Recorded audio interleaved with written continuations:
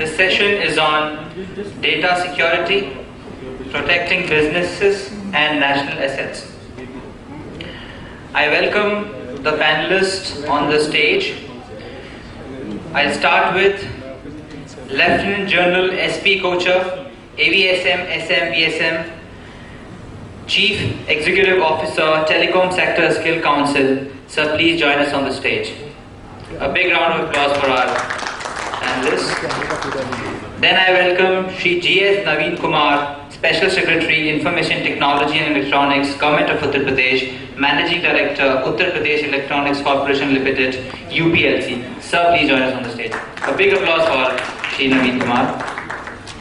Then I welcome Shri S.N. Pradhan, Additional Director General, Criminal Investigation Department, CERT-IN, Jharkhand. Sir, please join us. I request for a big round of applause for our panelists. Then I invite Mr. Sastry Tumuluri, Information Technology Advisor and Chief Information Security Officer, Government of Haryana. Mr. Anubhav Tyagi, Senior Solution Specialist, India and SAARC, Safenet. Sir, please join us. Mr. Rajendra Dhavale, Senior Director, Technical Sales, CA Technologies. Sir, please join us on the stage. Mr. Rajesh Kumar S, Senior Technical Consultant, Juniper Networks. And lastly, Mr. Rishi R. Sharma, Technical Consultant, India, Trend Micro. We'll also have one more panelist in the session, and he's also a guest of honor for today's event, Dr. Gulshan, Director General, CERT in Department of Electronics and Information Technology, Government of India. He'll be reaching soon and join us in this session. So, to continue, I request Mr. Sastry Tumuluri to moderate this session, and I hand over the session to him. Thank you, sir.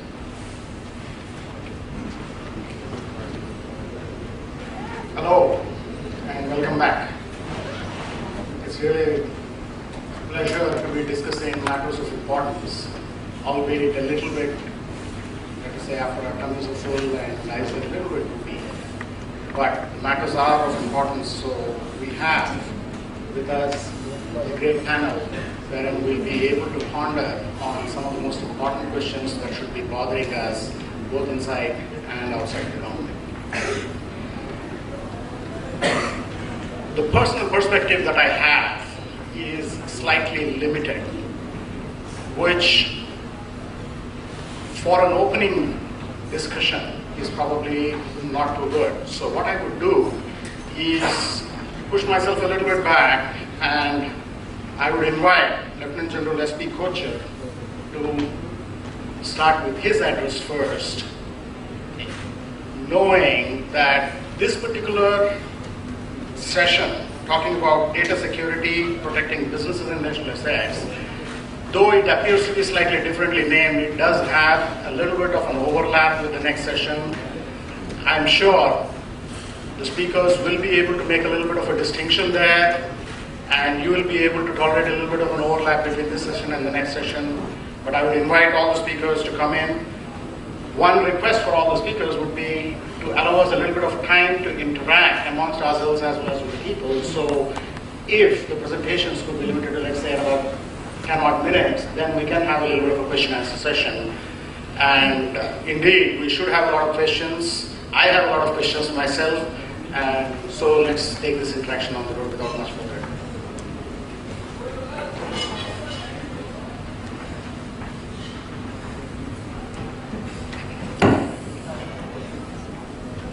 Fellow panelists, ladies and gentlemen, let me start by saying that it is indeed a unique honor to come and talk to you here. But I must also warn you that I will bring a perspective which is quite different. I will not bring the traditional perspective of what possibly is going around in the trade, but I am also a little intimidated by the powerful panel that is sitting here, some of whom I know from earlier, whom I respect for their knowledge. The theme of today's seminar is SecureIT. We're talking of what Mr. Sastry said about protecting this. But tell me, Can anybody today sitting here, anybody, give me a distinction between what is IT and what is telecom? Maybe you had asked that question 5 years back, yes. The technologies being used for telecom are quite different. Now there is total convergence. So I question the very heading of the seminar, because I feel that IT or telecom cannot be separate. It has to be IC tech, ICT, you are all aware, E for electronics, C for cyber. If you look at them independently, it may suit business houses, it may suit marketing teams, but it does not suit the user. How do I look at data? Now, importantly for us to understand that India has taken a conscious decision to go into the Internet protocol. And for the last few years, we are working in IPv4, likely to migrate very soon to IPv6. So what does that mean? That means that services like voice, services like video will all be carried by a version of IP, packetized. It is all data. So if you talk of anything, whether it is IT or it is telecommunications, it is all residing on data. So the primary focus must be on data security. And data security takes me to the next linkage. Data where? Most people talk about data which is lying in the databases or data which is being used by people. If you protect them, you're safe. You're not. Look at it end to end. I say that the whole ecosystem of IC tech can be divided into 3 parts. One is data at rest. Second is data on the move. And third is data in use. Now if you protect the entire thing, then you have protected the entire ecosystem.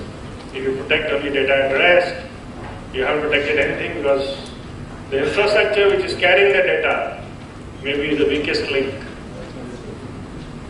So what encompasses data at rest? It encompasses everything. Storage devices, it encompasses data centers, DR sites, various things. Anything which comes in that or anything which is likely to come in that will be categorized under this heading. Data on move, very well known. Networks. Data on use, your appliances, your applications.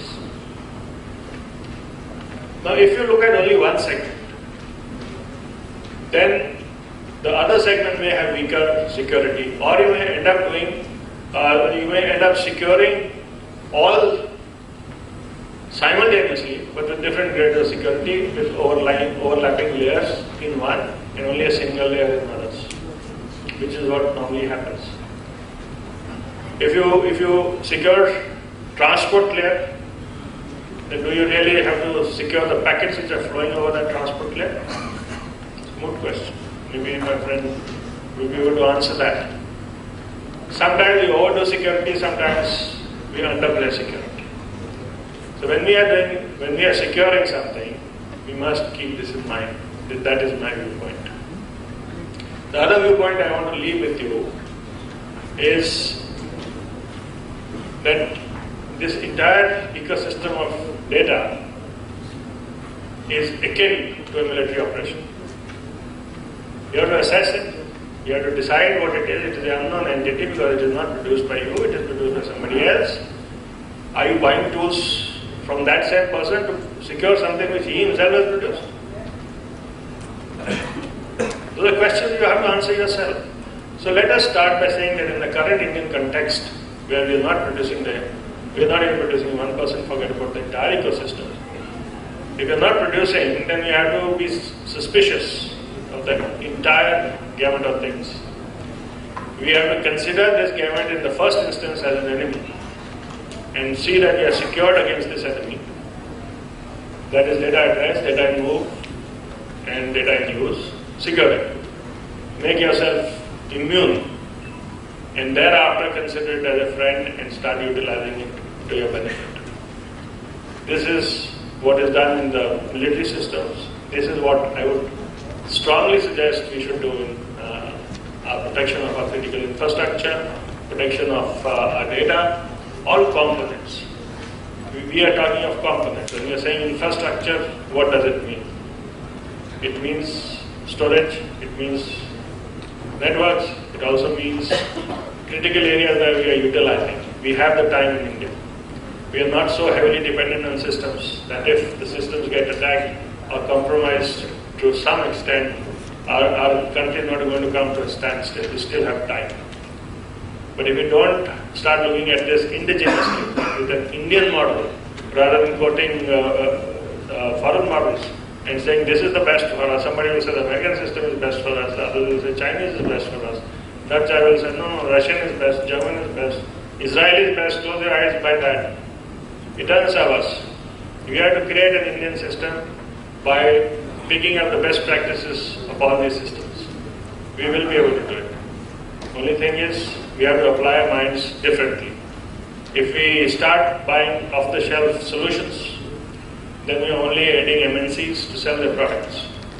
They will sell you the products, but they are doing it for what purpose? They are not trying to protect your critical infrastructure. They are doing it for business. And it is business that has brought them to India. We can't blame them for that. Even Indian companies, unless you are critical and you don't look at, if you don't dive down deep, you will find there are criticalities in that also. You have to know about them. You can't be a decision maker only on financials. You have to look at systems technically. You have to build up systems, and that is how it will be protected. I could have spoken about a structured presentation, giving out the history, what all threats we received, how we overcome them, what is likely to happen. All that is there on the internet. We can all study that. But I thought I will bring this perspective to you, and more on this in the Q&A session.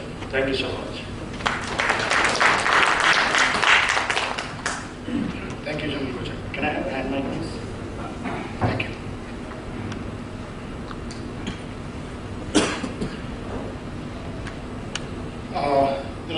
What we'll do is that, some of the questions we'll take right away. A couple of that are of interest perhaps to our folks also here is that from the telecom sector point of view, you're with the Telecom Sector Skill Council.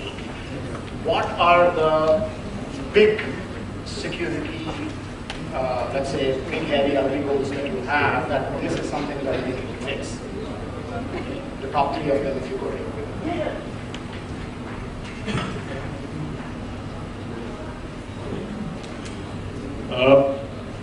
I haven't firstly come to sell my company.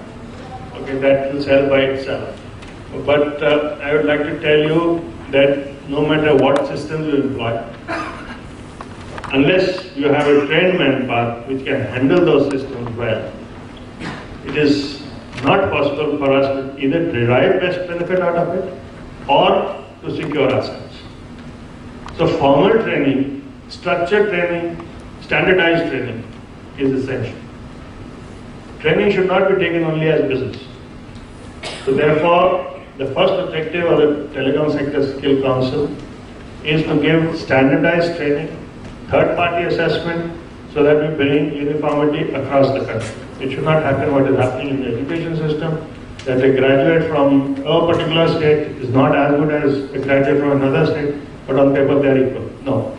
We will give standardized training, we will give it through private enterprise, and we will give it with the systems which are going to be deployed in the industry in the future. We are not giving standalone training, and we are giving skills-based training. We are trying to bring in an ecosystem where skills is not looked down upon. We are saying it is an alternate system of education, which is the same side of the coin of education, and there is a movement between skills and academics. And we are looking at people from class 8 pass up to PhD to skill. So having said this, the specific question which you asked me about security, I will not go back on what I said. I'm looking at the entire ecosystem. I want to start telecom security as a skilling practice with multiple levels. I cannot skill in one level and say this is fine. We are looking at 10 levels of skilling, right from the person who just possibly configures machines and routers, and going up to a person who actually writes code or even does research in this. So that is the type of thing we are looking at. We are looking at the best people in the world who can bring this to us. We are looking at using technology to bring this cheaply to every door. And we are giving the option to a person to start learning what he thinks is best for him. Later in time, we will do psychometric tests and guide him into the right step. Now, what I'm telling you is still in the building up stage. We started this process about 10 days back.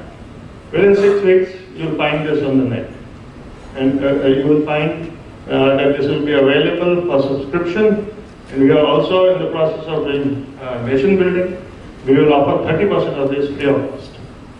So that people who don't want to take up paid courses or who are still dilly-dallying, they want to decide what to take, can go on the net and learn about these courses and thereafter decide which course to take, if at all. So this, I think, should answer your question. Great. As part of TSSC, I'm sure you would be seeing some information coming in from the demand side, from the telecom guys, asking these are the kind of skills that we want. And then there are also, of course, others who are interested in meeting the demand, and they have certain demands of their own as people who want to learn. Taking both into consideration, are there any specific areas you would like to mention that these are the demands that I'm seeing, and my first 3, 4, 10 courses are going to be looking at these? Thank you so much for guiding me on. I have to now give you a little introduction on how we do business, so that you understand why and how we have been created. Firstly, we are non-profit. We are a function of the government and the private industry. We recognize that the maximum employment is going to be in the private industry, closely followed by the public sector. So therefore, we were given a grant, and thereafter we've been told to be on our own.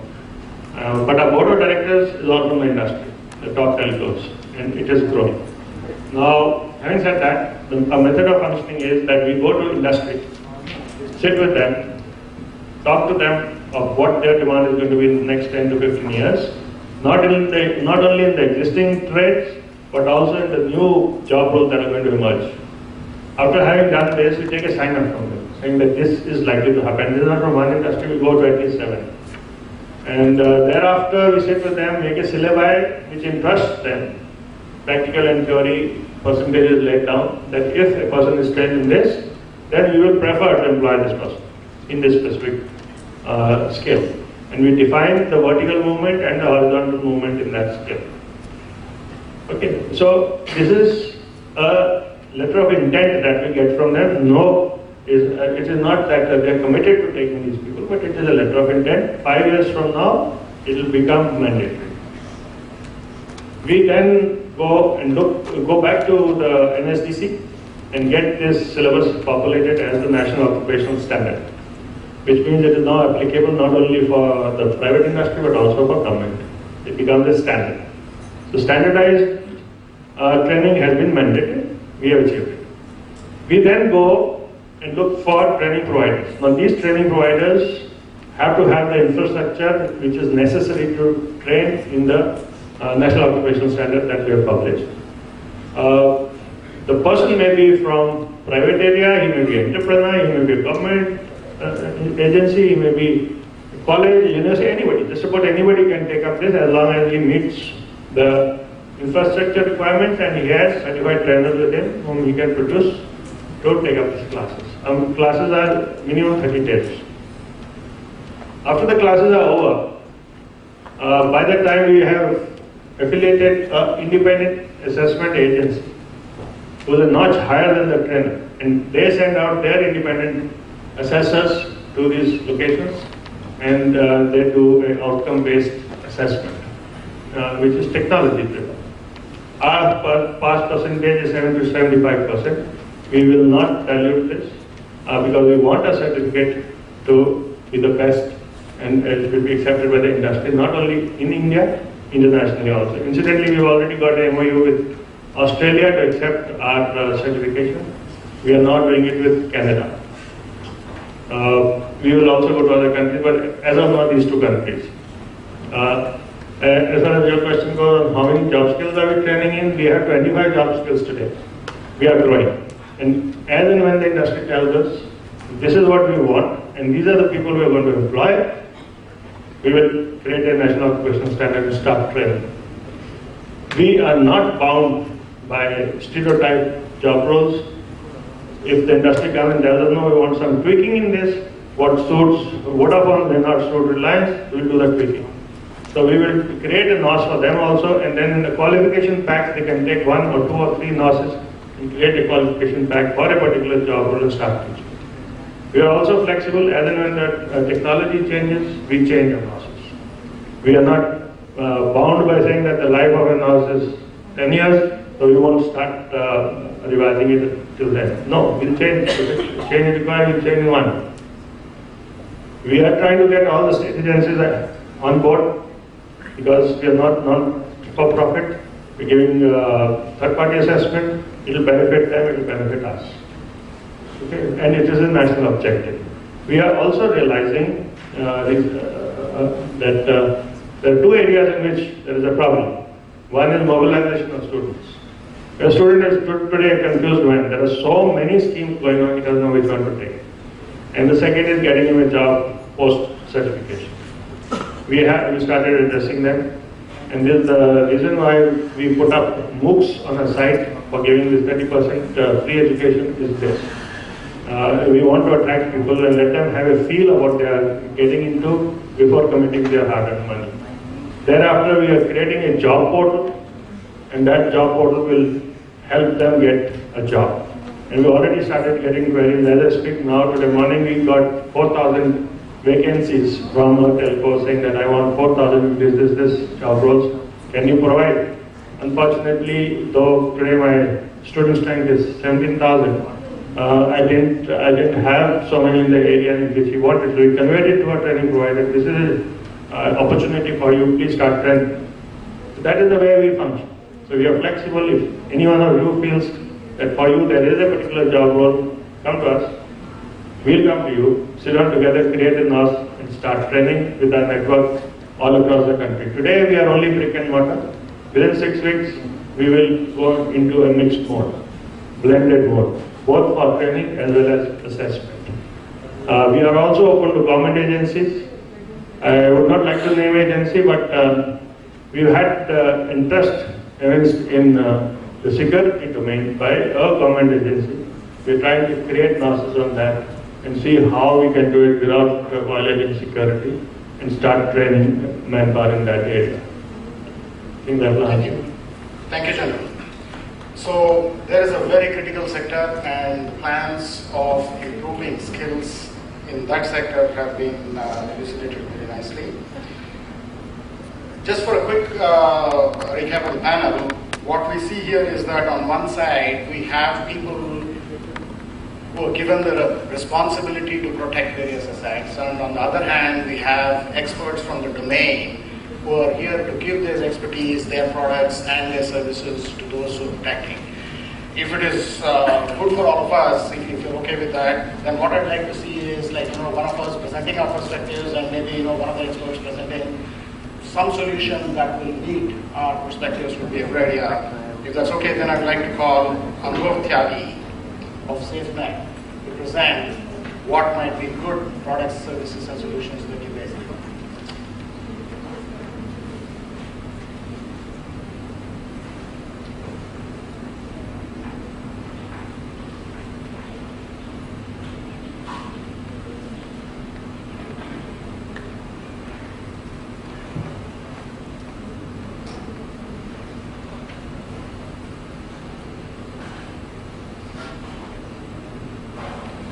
Good afternoon all, and it's a pleasure to have been this elite panel with, and in front of esteemed audience. And as Kochhar has said that about the data security, that it should be end-to-end, not in silos. So, so there is something which needs to be changed in the approach towards the security.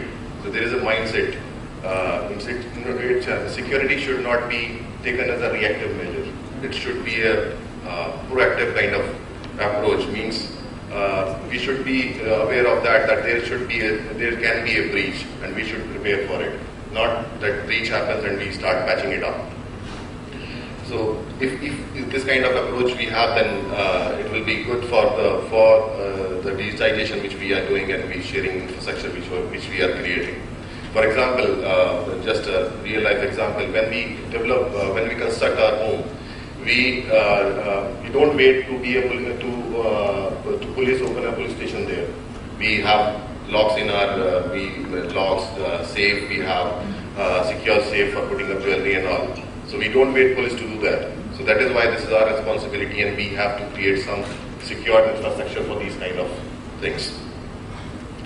So just to start, just to see the perspective of the IT managers and the CISOs and all, and the IT heads, we done a survey in which we talked to multiple people who are responsible for these kind of security data centers. So what we got is that 31% admitted that their perimeter has been breached. 20% were not sure if they would have been breached. 38% believe unauthorized users currently have access to their networks. 65% think they will suffer a data breach within 3 years. 59% believe if their parameter is breached, their data would not be safe. 20% wouldn't trust their own company with their personal data.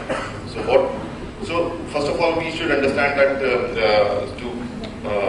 tackle these kind of scenarios, we should understand that where data resides.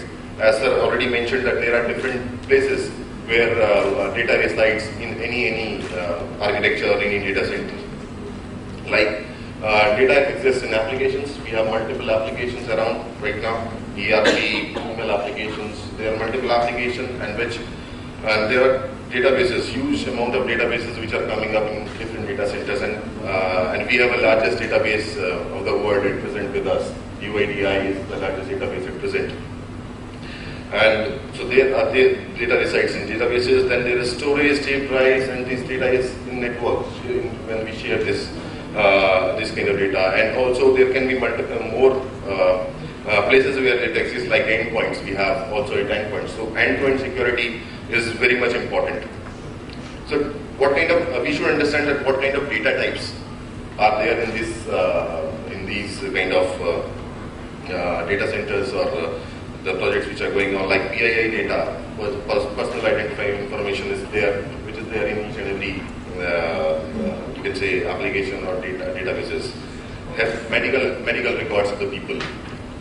Financial data like accounting, treasury have accounting details, you have PAN card details, etc. Then biometric data and property data, and there are different projects going on which have different kind of data in it. So I have taken a few of the examples which we have.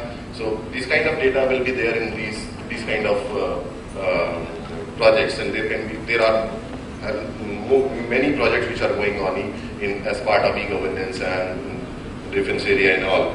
So there are data like crime details, criminal details, biometric information of that criminal, the arms possession details. Then there are treasury data which is having a pensioner disbursement detail, what accounting details, loan management, accounting, budgeting details. Then we have IPRS which have property details. So does this kind of data make us to think that is this kind of data we think is sensitive? If someone takes it, can happen anything? Or and if someone does that, what can happen? So what kind of misuse scenarios can be there around these kind of data? So just to give you an example, for example, we take an example of a treasury example, that if someone gets top time transaction of someone unauthorized, unauthorized. So someone unauthorized gets access to this 10 transaction. So does it facilitate for someone can use for illegal means, or this 10 transaction can be published on a public website. So does this make the entities involved in an uncomfortable situation, like the entity like the citizen who is having their information, and the department which is having the data, or the organization which is holding that data. Similarly, if we take the property land records or this IGRS thing, so if someone gets the top 10 property buyout or registered properties for the last week or last month, does it facilitate this kind of, does it create an issue for the entities involved? So there can be multiple misuse scenarios around these kind of data. So if something happens, and something can happen, because there are many who are trying to do that, because we have data center and we have data which is profitable, and for which they are doing such kind of hacking events and all. So there can be disgruntled employees, hackers, nations, they are doing nation to nation, this is happening. So if something happens, so what can be the repercussions? So there can be different repercussions, but what we have legally, there is the IT Act of India, Section 43A, which says if organization is holding some kind of data, there should be some reasonable security practices so that this data cannot be compromised. Nobody unauthorized can take away your data and use it for their own malicious means. And if something happens, then there can be loss of reputation for the department, financial penalties can be there can be different things. But most importantly, which will happen is loss of trust. Any kind of e-services which we are providing, if there is no trust, no one will be happy to use those services. And we want citizens to use those services, so this trust has to be maintained. For example, we do internet banking. How many people do internet banking here? Only one? So there is, yes, usability and time investment is less. But if there is no security of your data, how many of you will be doing internet banking then also? So there should be a balance, yes, but security is required as far as usability is required. Both are required, but that is the trust we have right now when we are doing internet banking, that we are giving our data on the internet. So there is something definitely to think about it, and we have to secure such kind of data elements which I was talking about. But how we can do that? So there can be multiple technologies which are available which can help in securing this kind of this kind of data at different levels. So but protection needs to be centered on data itself. As I said, that data is the thing which is important, and the data, what kind of security we need such that data confidentiality is maintained, data integrity is maintained, non-reputation is maintained, authenticity is maintained.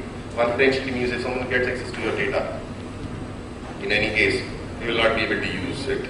Integrity, if I am sharing some data with you, you are assured that the genuine data is coming to me. Nothing has been changed in between. Then non-reputation, yes, because if I am sending the data or something to you, I am liable for it. Lastly but not the least, authenticity. Only properly authenticated people can only use those resources or data. It can be by strong authentication. Any kind of strong authentication can be used. Certificate-based authentication or OTP. Encryption technologies are the one which is important. So encryption is an essential process to protect sensitive data for risk management and compliance. But we have encryption in place in most of the projects. We are already using some kind of encryption here and there. But that is, first of all, is in silos. Secondly, the best practices is needed to be used while you are doing any kind of encryption.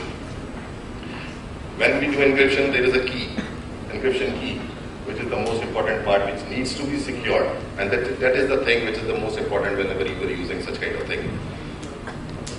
Best practices are required around this. So if you see typical data centric scenario, so we have physical security, network defense, then identity and access management, encryption, and over sensitive data. So all the layers has to be secured, and we have to be up to date about those layers as far as security is concerned, because any layer will fail and no layer can do solve the purpose of the other layer. So that is why, but if someone comes in, which we are seeing day by day that there are some hacking events, target was done, and there are multiple things which we see in media and all. So if this encryption is being placed, so this can be act as an ultimate defense, but that too with a secure key management. So a new mindset is needed. First of all, we need to be proactive, not reactive. Sole perimeter security or other players are not enough. We need to get ahead and we need to do something more over it. And we should accept that breaches will happen, but we need to be ahead of those breaches. Data should be the new parameter, and encryption with secure key management is one of the key. And security, we should not see security as a deterrent to anything. It should be an enablement kind of thing. Means, for example, we are going towards cloud, but if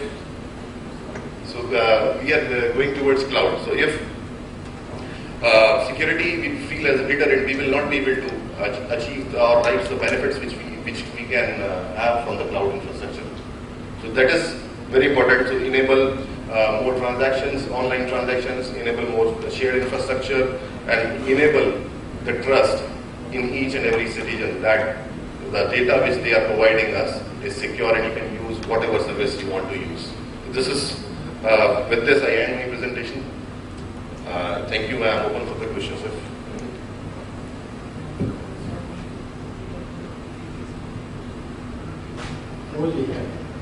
Very interesting point that we need a different mindset. I believe one of the speakers also talked about changing our mindset, leaving our old mindsets behind and moving forward at the same time, appreciating the mix of human element among the elements. That was the context in which he talked about a different mindset. From your point of view, you also towards the end pointed out that security does not necessarily mean that it has to be difficult to use. Now, in your key management, which is the main piece, encryption and key management that you talked about, how much of focus are you giving in your product design to usability? Today, for all your users of the keys or any security product, usability has been the biggest barrier. So first of all, what I told in my presentation, that there are silos created. Whenever we are doing encryption, there are silos created. There are multiple applications. We have keys here, keys here, keys here, keys here. Administrator will not be knowing that where are the keys. If someone takes the keys also, he will not be able. So there should be a single dashboard kind of thing. Like you can keep archive keys, or you can have all the wherever keys are used, there should be a single dashboard. So what we have done, what we are thinking of is, we are having an enterprise key manager kind of solution. So you can manage the keys and there is a dashboard. So administrator can see that what is happening in this. So you're saying these are designed for usability, or you're saying that the administrator has a central console service? So it is a usability and the simplicity which is getting, and it is less harder for anyone to move towards encryption, because what we have seen, everybody want to go get away with the encryption part, because that's why you say that it's harder to. Maybe then I just switch to a little bit of a related case. While you're talking about encryption and you're saying that we need to consider data as the perimeter, but at the same time we're talking about endpoints and just combining these three, I just want to get a little bit of the future. How do you see, if you want to do encryption between communications across the variables, how does the Internet of Things impact your key management process? Are you going to have a zillion keys that you need to manage, or you're talking about keys only for users? So keys, generally what we are talking is what I am talking right now is data-centric perspective, because most of the data, 90% of the data is there, and that data is moving here and there for the users who are accessing. So, if user-specific endpoint kind of thing is, we want to secure endpoints, and through encryption, there will be a lot many keys to manage, first of all. So that is also the key manager kind of thing will also help, because user don't want to have, there will be an application interface. He knows that the key are residing centrally. Yes, in India it is not valid at the moment, because for PPI, user has to own the keys at their end. If you see. So yeah, if time permits, we'll come back to all of you for the further questions. Okay, thank you so much, Anubhav, Tyagi. With this, may I please invite the next person, protector, Mr. G.S. Naveen Kumar, Special Secretary.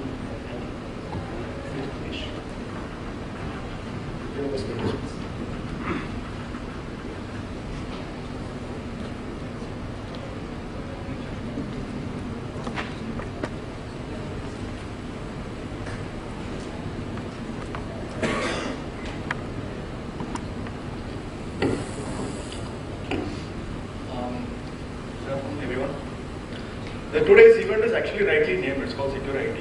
This is what we are talking about. The IT. That's it. That's the thing. When we grow up, over a period of time, we remember. We have seen these movies, Hollywood movies. कोई किसी ने hack कर दिया है, कुछ हो गया है.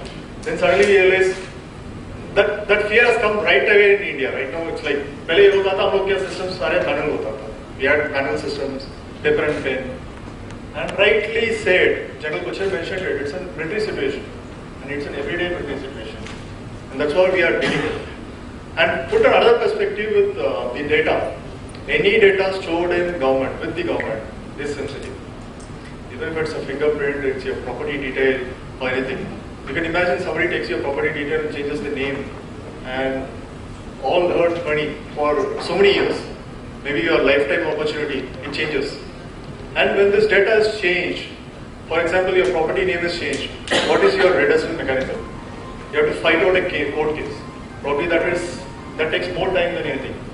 So that's why any data which is stored in a government is sensitive. So we would talk about how do we give access to this data. We have things like we want people to be IT savvy. We want our patwari to carry it in mobile devices. But maybe our patwari wouldn't understand what is the the effect of it. Maybe you wouldn't even really know uske piche kya hai. Probably was mentioning, Anubhav was mentioning, why would you actually do an internet banking if you are not very sure what is happening there? It's the trust. And the government is entrusted with the bigger trust. Abhi kuch bhi itna bhi hota hai, at the end of the day you rely on government. We throw brickbats on government. But at the end of the day, the only person who is going to stand by is the government. And that's what the data which is stored in government is very sensitive. And we have to analyze the mechanism, the access to the data. Like you mentioned the state data center, which is the backbone of the IT data, which is stored with the government, has to be secure. He was talking about the perimeter breach. The government data is stored in SDC. We have some mechanisms. The mechanism is that you do a security auditing, then you get your data on it. But there has to be drills over a period of time to find out whether it has happened or not. We cannot actually respond after an event has happened. By then it's a chaos. Think of it. I go to a place, change 100 names in a registered document. You have a political situation there. There will be dharnas sitting there. I remember there was an event, we had a breakdown of a state data center for a period of say 1 hour. Our commercial tax data is entered into our SDC. And you know the result? The result was there was queues of 100 kilometers. The challans for the transport vehicles were not happening. So this is where you bring in how important is your response to a disaster. And think of it, if you are not able to do this, it's a governmental service. You can't let that vehicle to pass through your toll gate without a challan. And you have to do it. That's how the systems becomes important. And with government, everything is important. So this is what we are thinking at, as General Kochhar mentioned. the difference between the mobile and the IT has reduced. It's more or less the same right now. And these are the reports, probably you would have heard it throughout the year. This is the kind of penetration we have been seeing. We are seeing from 26% of the population. Now it's pretty easy to use a mobile IT device. We are also planning, the UP government is also planning to give a tablet to a lake park so that you can enter this data. We are also looking at reducing the transaction time, but at the same time, we also have to make it very secure transaction. So these are the probably this is the only thing which would limit us to going into full-fledged IT mode. The security of the IT system is the important thing. This is what he says, our bad neighbor makes us early starters with, which is both helpful and good husbandry. So like General Kochhar mentioned, it's a military situation. You're seeing it every single day. You have cyber attacks from China. They just want to show us that your website is bad. As simple as that. It's like giving a mobile, you give you a phone and your child picks up your phone and sends a text to your boss saying something else. So you have a situation as simple as that, and it could be worse also. It's how you imagine. And this is the thing the cyber security policy says, the cyberspace is the complex environment consisting of people, software, and it is also organization like government, the financial institutions, and your transaction.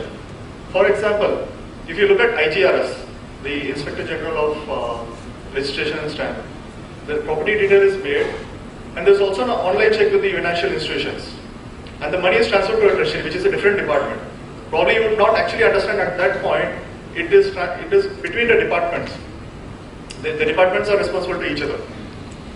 And that's how the data is circulated. And these are the attacks. We probably see that nothing has gone down. It has probably increased, or we are at the same level where we started. It's the same level we started at. 2005, we are at some level. And God forsake, sometimes you believe that everything happening on luck. That's how we believe at the end of the day. Maybe we haven't seen enough attacks to make it very solid. Anybody who's sitting here, you would be actually telling you this only, that we have not seen enough attacks. They didn't breach our parameter. Probably you would have known SDC tried to breach it. Probably there are many other information sensitive data which is there, which the attackers didn't know, and that's why it is surviving actually. That's the case with many of the data which is stored in government, or for that matter, many other things. And we will see in this graph that probably the data is not, the attacks have not gone down actually. It has come to the same level which was there in 2005, more or less the same. And these are the risks involved. He was also bringing out some parameters, the rise of social networking. You can suddenly see some data going viral. And before the government responds to it, probably you would hear that Muzaffarnagar riots happened because of a viral video which was circulated, which has actually happened somewhere in Pakistan. And probably there was one recent event in Kanpur was that some MLA hooligans beating up this thing. I'm very sure that didn't happen there. But there is nobody to tell you whether it happened there or not. And this is a risk with cloud computing. We talk about that we need our systems to be on cloud computing because you are merging multiple data with the same stored data. We think that reducing that enability will reduce the cost, but at the same time you are throwing a risk on your data. So this is also something which you have to look at. And you just want to hack your accounts, all you have to do is go to Google, put your whatever you need to hack a Google account or something. You'll get multiple source codes to do it. I remember recently one fellow came to my house, he picked up a cable, I put it in the modem, he actually hacked my BSNL modem, which is there in my house. All he had to need is a cable. He brought in a cable and he did it right in front of me. He told me, I'm changing a password for this, sir. That's it. And he did it in right also. Because we do that. I know the mistake. After he did it, I knew that I have not changed my modem's default password. And that guy knew that we have not changed the default password. As simple as that. And that is what happens. We keep modem. And it's very easy to hack the modem. You give any system, you say SecureNet, Safenet, everything you bring in. At the end of the day, we are not looking at the, like rightly you said, end-to-end system. आपने अच्छा वो करा दिया, data center बना लिए, you made some encrypted data, everything, and your modem is insecure. So when you're talking about SecureIT, you have to talk about end-to-end. Everything from the end to end means everything. Your modem, your user device, your data centers, and that is very important. And this is something we have spoken about. How do we talk about security, the physical security, the personal security, operation security, the communication security, your data security, which how you transmit your data, the carrier which you will not be very sure whether you're using a secure device, and there's also a secure device, and whether you know that the carrier which is between both the secure devices is secure or not. That's how it happens in the network security. This is something which is generally not understood. I think probably from the morning people have been speaking about information security. So how do we go from here? It is important government understands that we have a bigger responsibility for the implementation of the IT rules and the IT laws also. And at the end of the day, the government has to understand how it works in the field. Probably this is the time, probably the government has started realizing in the last few years. Maybe in the last 4-5 years it has been promoting security. And there's a conscious decision in the government to switch over to IP6. And all the websites probably in a year from now would be IP6 enabled, and it would be a very important milestone in the times to come. And it's important how we collect data, and it is also important to tell the people who are using these systems, for that matter even the Patwari, and for that matter even the sub-registrar who registers your document, he has to understand the risk involved. Probably he might not understand, he thinks that everything is good in the back. But he has to understand that his password cannot be, probably that's what was happening for a long time. The STM would not actually manage a system. He would give his password to someone who would actually log in his name and do it for him. That's a simple trust which we have. But this could be actually misused also. This is important, we raise our levels to that, the kind of awareness which is required in the system, and also to build on a secured environment to understand the need. Management is very important. It's also a people issue. The reason being that you can't simply tell them that ye kar lo.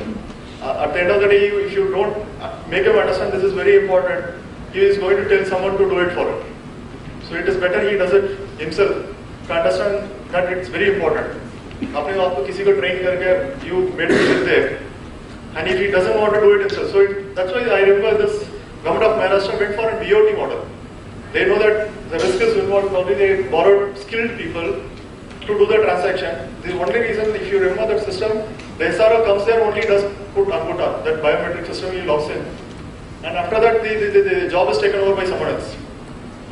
To understand this, that's how you design systems, to understand that you can't go beyond certain things. You can't, if you think that Patwari will understand how your IT systems work and you can build on a safe system, it's very tough. And that's how you have to understand the need also. And if you completely don't think that आपने mobile device उसको पकड़ा दिया, then if he is not able to use it, and that becomes a barrier to yourself. So you have to be very practical when creating systems. So I remember that we went to study this Maharashtra ITR system. It was excellent for one reason. You need not have an IT trained sub-registrar, but he understands there's a risk involved. So what he does is that after every transaction, he comes, checks it once, and puts his biometric. As simple as that. So it's very safe. That's why the design of the system is very important to make it very secure. The data security. And probably today, most of you are the people who are involved, they would be telling us how we should have a protected data. Probably Anubhav spoke about it, the encryption of the data. So when the data is encrypted, the same code has to be given to the person who tries to change the data also. We call it metadata. When we have to understand, we also have to have a track of this metadata, who used that system at that time, so that we can go back and find out what actually went wrong. So the system also have to have a recording of the metadata, how and when the data was changed, and that also becomes an important part of the system. And the superior, maybe for the IGRS system, the IG Inspector General Registration should have a dashboard to find out was there a malicious use, of the meta from the feedback. So there should be an online query system which would actually understand whether the system was wrongly accessed at a different point of time. These are technologies probably you would have heard many more technologies coming up today. How do we do about it? It's a very simple perspective we give that this is something which we can achieve and we have to keep doing it. It's not that you get better and he gets better than you. So it's an ongoing process. You have to keep working on and they keep working on you. So it's like, that's why General Kochhar put it very nicely that it's a multi situation. You get better, he gets better than you. And you must get better than him. That's it. And this, the kind of threats you are looking at, you have spyware, hackers, wires, lockups, everything. You can look at every possible thing you can imagine that is there. It's a threat. And this is a risk. Probably this is a graph I can skip. This is a risk which you have a lot of people. These are the threats to national security which are picked from the net, as General Kochhar mentioned on. This you can read from the net also. I would probably come with a small example which happened in Uttar Pradesh. We had this, our agency is also the nodal agency for procurement, the e-tendering system. I remember there was these two brothers who never wanted the tender to go to the other brother. So we got in some cyber fellow and he uploaded a system which would actually crash that entire data. So most of the schedule got hacked. So and we had to report to agency. This is what we have seen personally. And this can go anywhere from here. And these are I have already mentioned two examples from UP where the data could be a threat to the law and order situation. It's not just law and order situation, it can be political also. You can suddenly, that's what we see in movies. Probably we see when we see Hollywood movies and we think that, okay, India में इसलिए नहीं हो सकता क्योंकि हम लोग इतना advance नहीं हुए. But that threat has come closer to us. And thank you for the wonderful opportunity. And let's hear from you soon. Thank you, Naveen. I must admit I have a certain self-interest, very selfish interest in listening to other states' perspectives, whether it is Haryana, you, morning Rajesh, primarily because I also bring in state perspective. So, but I will try not to be too selfish and not state-specific questions. One thing that we did eat in a little bit to the same time, so I just added one. What are the top security concerns on the UP government's mind at this point in time? What are the top security projects and concerns?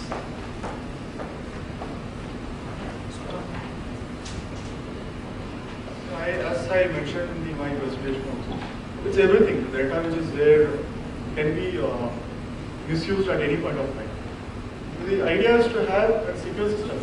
Our top concern is the SDC, where our most important information is stored.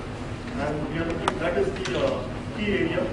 And we have been doing mock drills, but it's not sufficient enough. You have to actually see how it goes when you are under a threat. Those mock drills are under a controlled situation. You actually are not exposed to the real threat.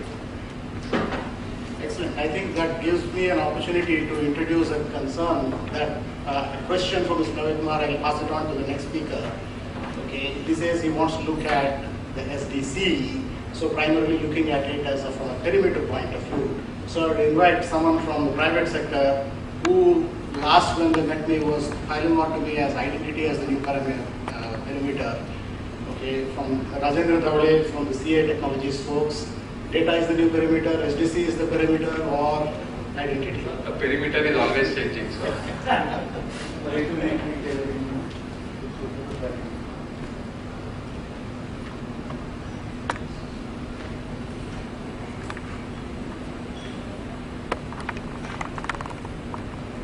Okay, respected fellow panelists and my dear friends, at the outset I want to thank all of you for choosing to spend the time with us in this event. Lieutenant General Kochhar also spoke about, what is important is to understand the different types of data. And as you see in this representation, there are instances when data is in use, instances when data is in motion, and instances when data is at rest.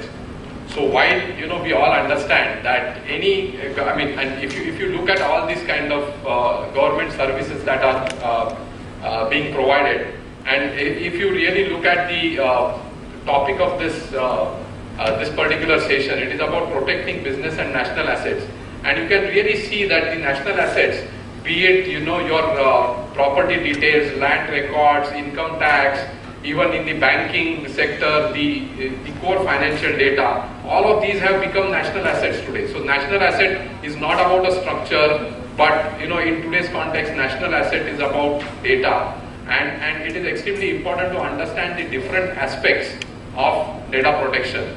So if you look at this particular slide, you will understand that at every point in time, be it the systems, the applications, databases, the networks, the storage, everywhere, what is required is who should be accessing that data. So, as we have just heard that, in the context of what is the new perimeter, data is obviously very important, but what is it that needs access to that data, and that is the identity.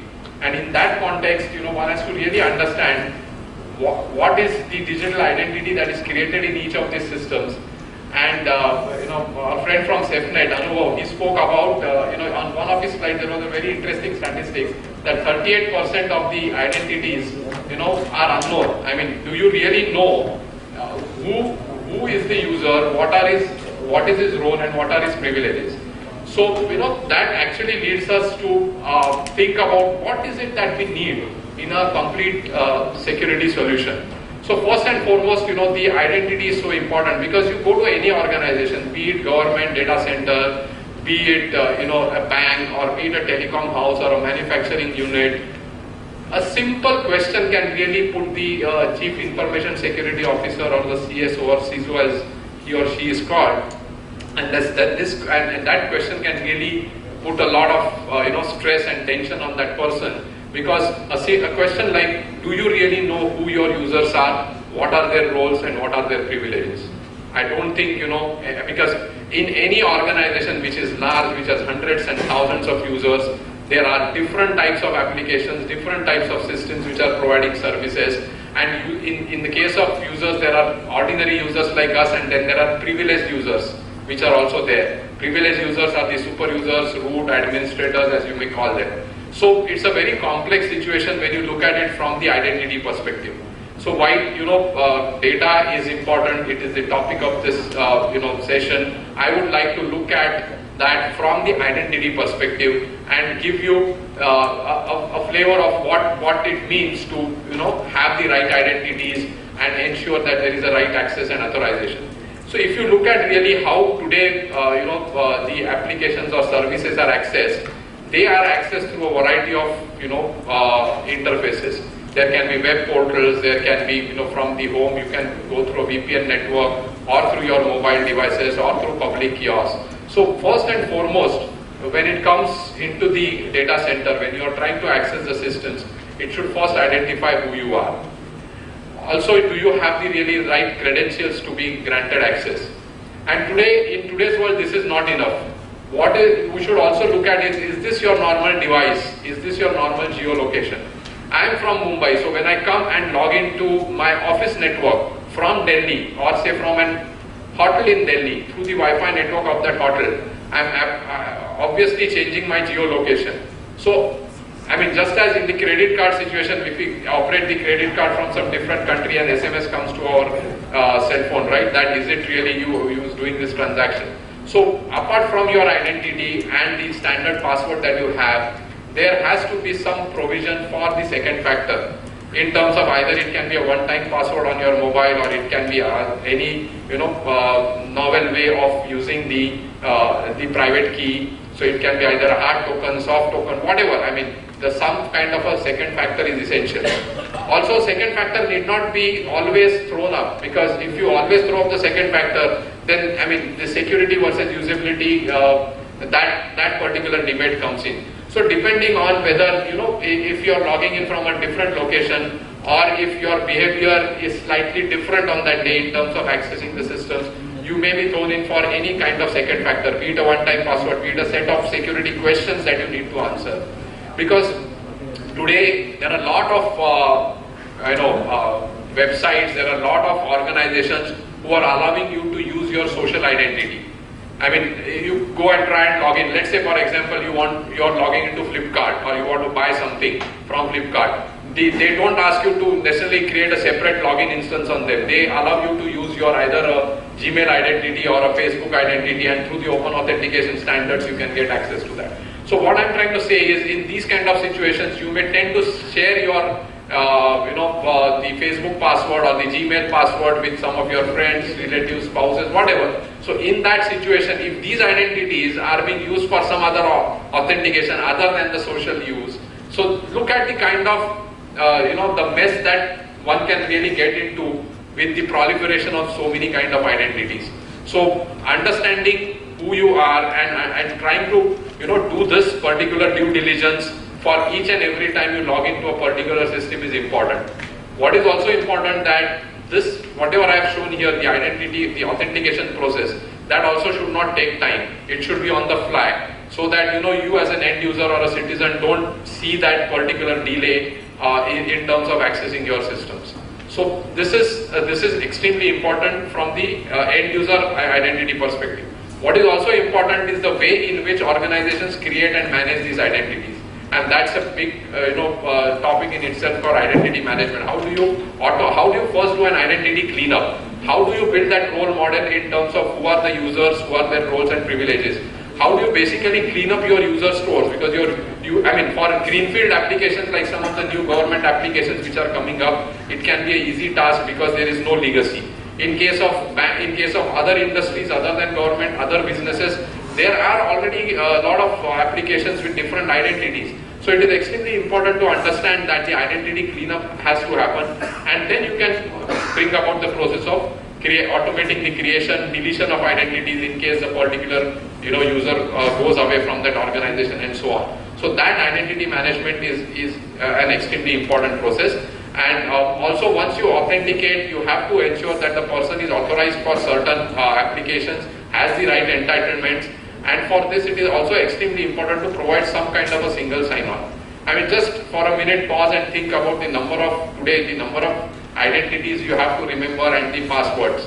So as far as possible, especially from the government perspective, I think with the initiatives like the UID and other initiatives, one should really move towards a kind of single sign-on for the citizens. In respect of our, working in our respective offices, or for that matter banks, everywhere some kind of single sign-on is required. Let's say, for example, if I today log into my particular intranet, and then I go into using some cloud-based application like Salesforce, it should not ask me for my login name and password. So some kind of federation or trust.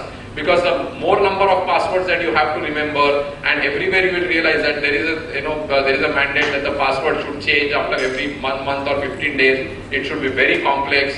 It has to have some lowercase, uppercase, numbers, special characters, and then what will happen is, if it becomes so complex at that level, all of us will end up writing it down somewhere, or you would have seen in some offices there's a yellow post-it will, they'll write the password somewhere and stick it. So all these attributes regarding the identity has to be kept in mind, because that is the way in which you will eventually, it's a stepping stone towards protecting data, because protecting data means having the right identities to log into the systems in the first place. So with that, I will also throw up another perspective which is very relevant in today's world, and this is what we call as the new open enterprise. Be it government or any private organization, everyone wants to throw up open the APIs for other external developers, for mobile applications and so on. So one has to really connect to the different other elements in the ecosystem, the partners, suppliers, customers, and for which you really need to open up the APIs, the application programming interfaces of the different applications, legacy and the new applications that you have to the external world. And that is where the concept of APIs being the gateway to the open enterprise come up. And it is in that context the API management and security is extremely important.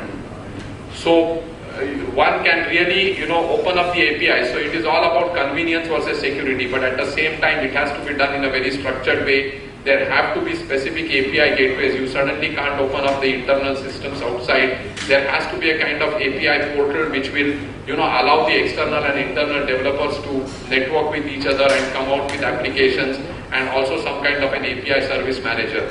So as and when now the government opens up the different systems to the mobile devices, to other, other elements, other stakeholders in the ecosystem, this is one set of, technology and solutions that has to be kept in mind, because this is the way only in which you can securely open up the APIs to the outside world. With that, I would like to end my brief talk and hand it over for any questions. Thank you. Thank you, Mr.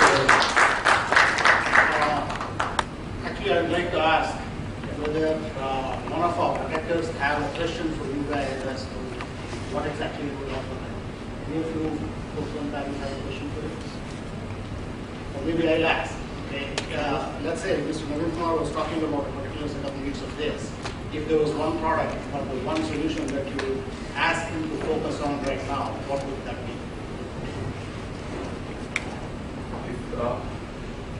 He did speak about his priorities and spoke at length about the data security concerns that are there. So keeping that in mind, what would you ask him to look at first? Okay, so there is probably no such thing as that would be looked at first, because there are many aspects.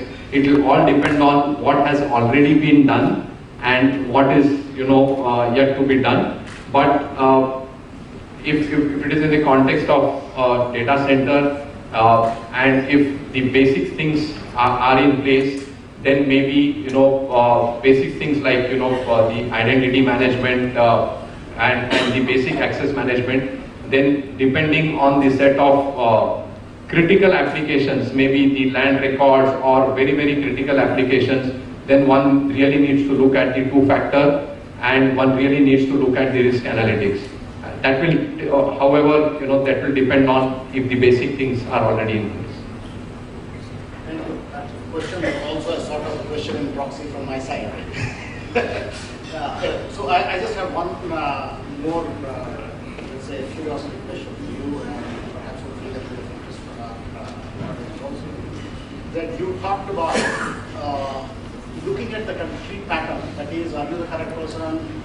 Do you have the credentials? Is your behavior all right? Is your looking? There are many others who are looking at it as a split sort of a product, not as an entirely as a single piece, who are actually a single. They have fraud detection products which are positioned completely separately from identity management products. What is CS take on this? They should look at it as fraud detection as a separate product stack or integrated part into the identity management piece?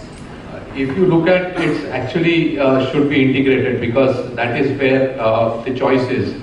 Do you want to have separate pieces and put them together and integrate them on the field, or should you look at an end-to-end solution which has all the elements integrated within the solution portfolio itself, because that becomes very, very easy to implement. So that decision of, like for example, we are offering the end-to-end integrated solution where identity access management and advanced authentication, fraud and risk, everything is integrated, which helps a better and faster rollout on the field. Thank you. With this, let me invite Sri S. N. Pradhan, ADG, Criminal Investigation Department, Jharkhand.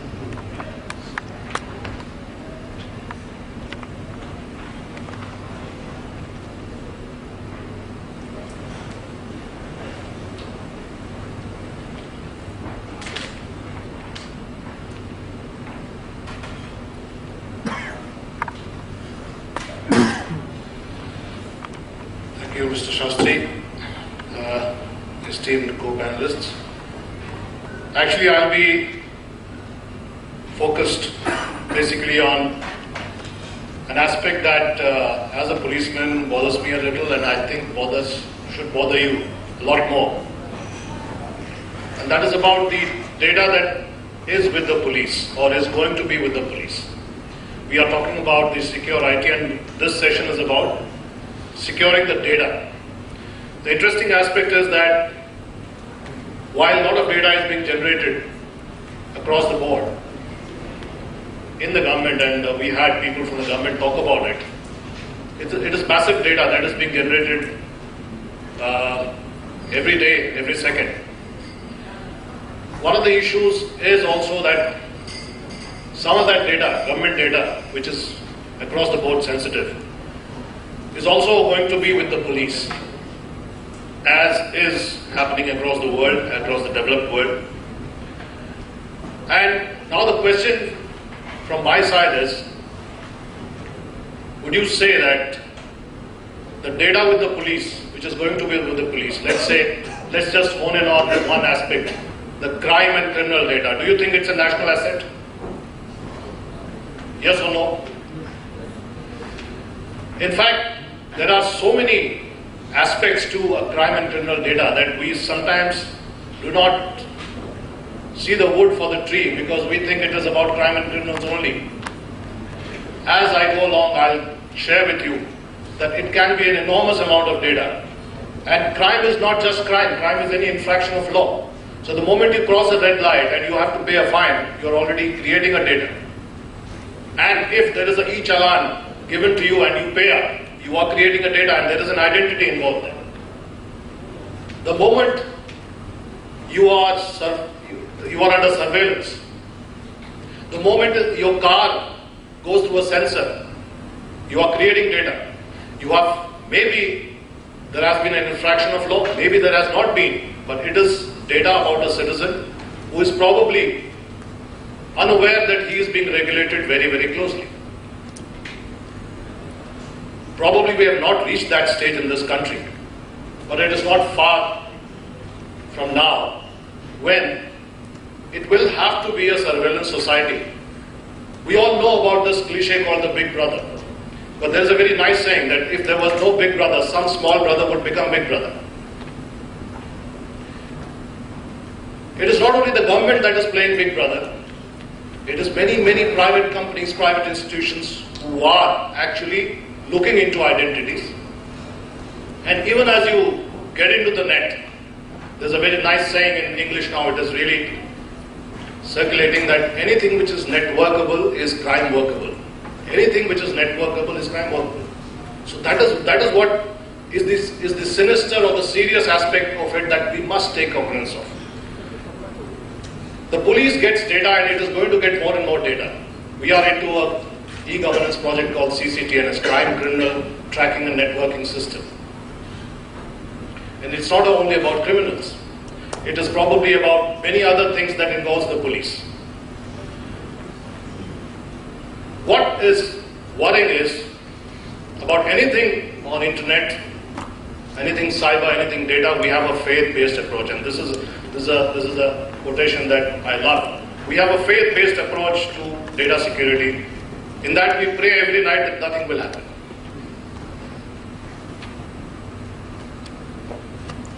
And that is just about it. Are we working on it? Yes, we are.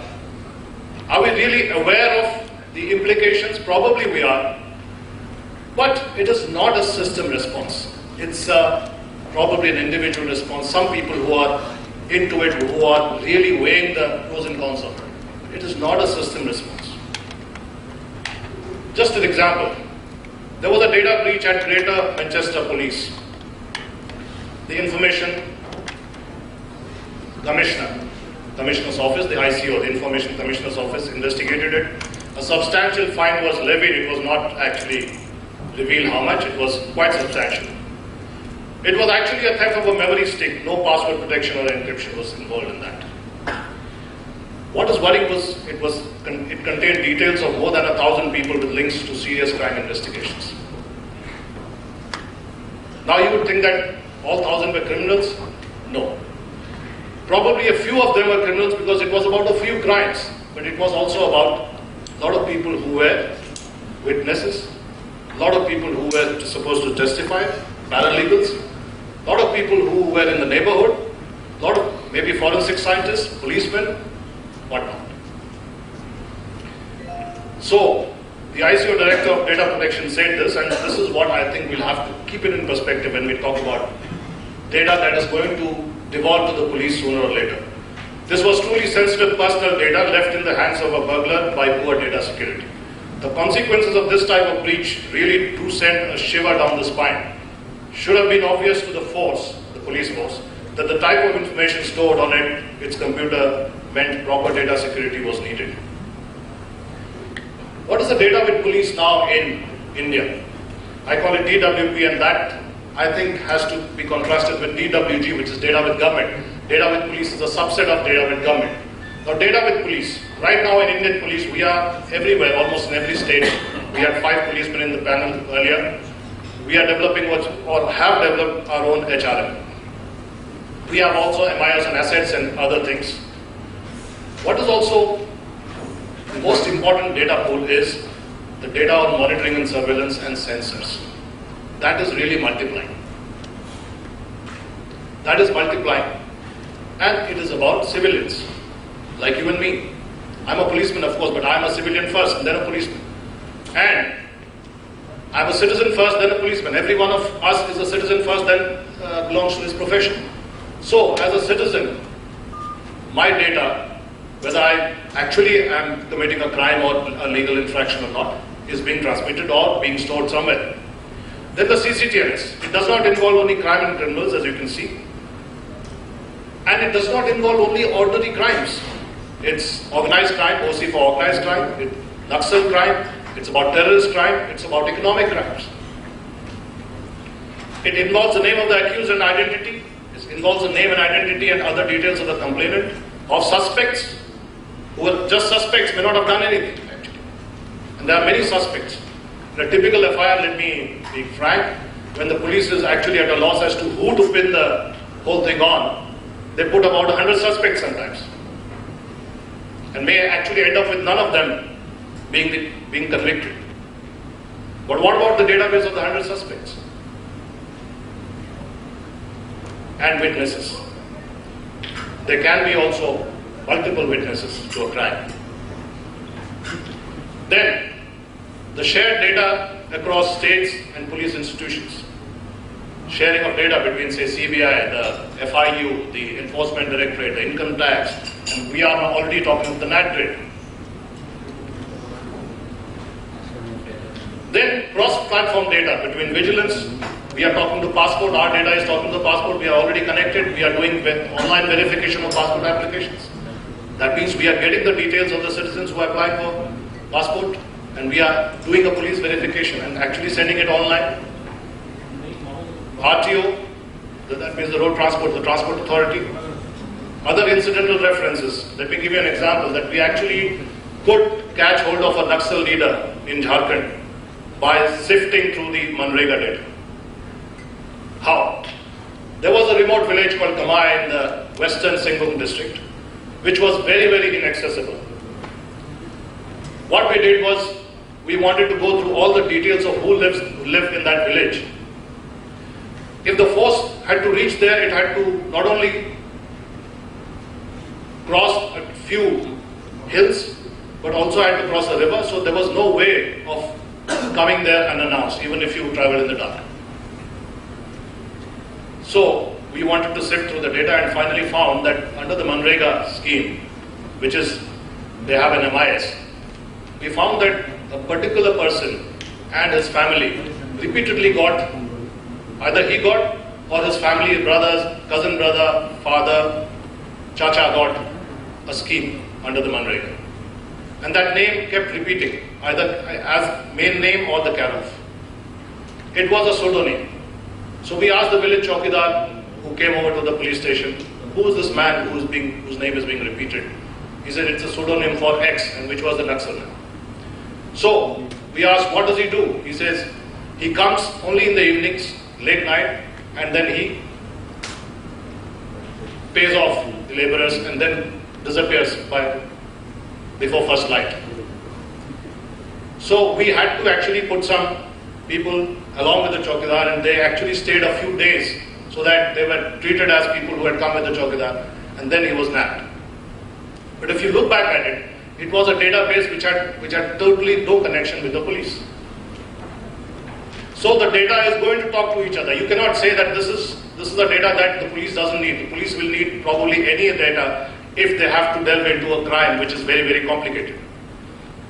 So it can be PDS data, it can be any data. And in fact, as I say this, I'm reminded of the fact that unlike UP, where Naveen is working, Jharkhand is one state where the SDC has not come up yet.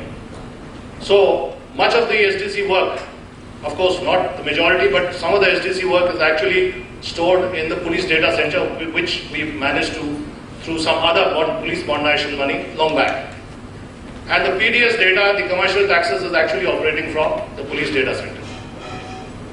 So this is about, and I'm not saying it is the police data center anymore. It's actually the government data center, or it is, you can say it is the extension of the SDC, which is going to be very soon. So it will be probably the DR of the SDC. So the issue is there is a convergence of data, and there is no such thing. Probably will be no such thing as exclusively police data and exclusively non-police government data. So the bottom line is DWP, the data with police, and this I want you to really think about, is going to multiply in the future exponentially. And it goes without saying it needs to be protected very, very assiduously. What's the way forward? Well, most of the developed governments who have really thought seriously about it have acts and protocols and rules. We have a mention of reasonable protection and procedures, but I think that's not enough as far as the IT Act is concerned. Probably a Data Protection Act is called for, maybe something more elaborate, more protocols at every level also. Data-related awareness and sensibility at all levels. Built-in security into databases, that is something all of us understand here. Encryption across devices. In the police data, this is very, very critical, and I don't think encryption is a luxury, it is actually a necessity now. Detailed audit trails, but more than anything else, probably training, the capacity building about the sense of security, of sensibility about security, awareness about security, securing the data. It is said that police probably would not like to have a community cloud or a public cloud, probably to like to have a private cloud, but I've gone through a lot of literature, and the best solutions that are being looked at by the best police forces of the world is, since they are going to have so much data, is probably whatever cloud, maybe public or private, but encrypted at rest. In cloud, but encrypted at rest. Probably that's a solution that looks solid and workable to us. But what is most required, just to go away from the technical, is guidelines for creation, transmission, storage of criminal justice information and all data with police. There are no guidelines right now. And I think it should be done sooner than later, because the volumes of data that are going to be with the police, which are just data about private citizens, just like you and me, is not a joke. And probably there is not enough thought going into that aspect of it. What will the police do with that data? Will they be able to handle it properly? Will they be able to secure it properly? There is an example, the Criminal Justice Information System with the US. They have a security policy that sets minimum standards that individual jurisdictions may exceed at their own jurisdiction, but the minimum standards are at least laid out, and everybody is trained to handle data with those minimum standards in mind. Just to conclude, policing, I always have believed, is too important to be left only to the police. It is a business of you and me, everyone. And I have this favorite statement: every citizen is a policeman without uniform, just as every policeman is a citizen with uniform. So everybody has a concern here, and it has to be. I do not know whether it's going to be a public-private partnership, but I'm sure, just like in any other aspect of securing anything, there's always an X factor. I think Kochhar will understand this. There is always an X factor in security. There is no such thing as 100% security. There's an X factor. In data security, there is more than an X factor. I think X to the power, I don't know how much. And that is why it is very, very important that whatever data is going to the security agencies, which will actually reside with the security agencies, whether they will be able to use it properly and secure it properly, it's a question that entire government, the community and the police should sit together and really celebrate about. Thank you very much. Thank you, Mr. Pradhan. I have just one quick question for you. If there is one thing that you would like to ask the members and folks here, that this is your my dearest wish, I wish you would do this, and my life as a policeman would become simpler, what would that be? Well, I think it's a very simple question and I have a very simple answer. Easy question and simple answer. I'd ask the vendors to forget their bottom lines. If you work with us, actually forget your bottom lines. I think you will really get something out of it. Actually, you will be doing some community service. And I think in the long run, you will be happy you forgot your bottom lines because it will benefit every one of us as citizens. Thank you. Thank you so much. I'm tempted to ask the vendors what is the one thing that they would ask the government, but I'm afraid they may say, no, please remember our bottom lines.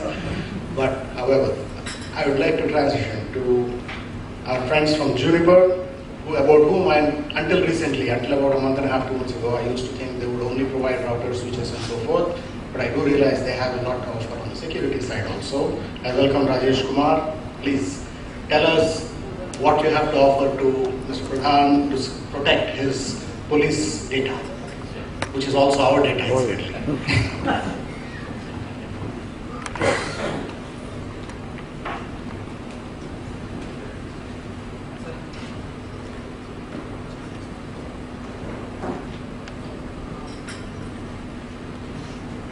So we have the pleasure of our chief guest of honor, Gulshan.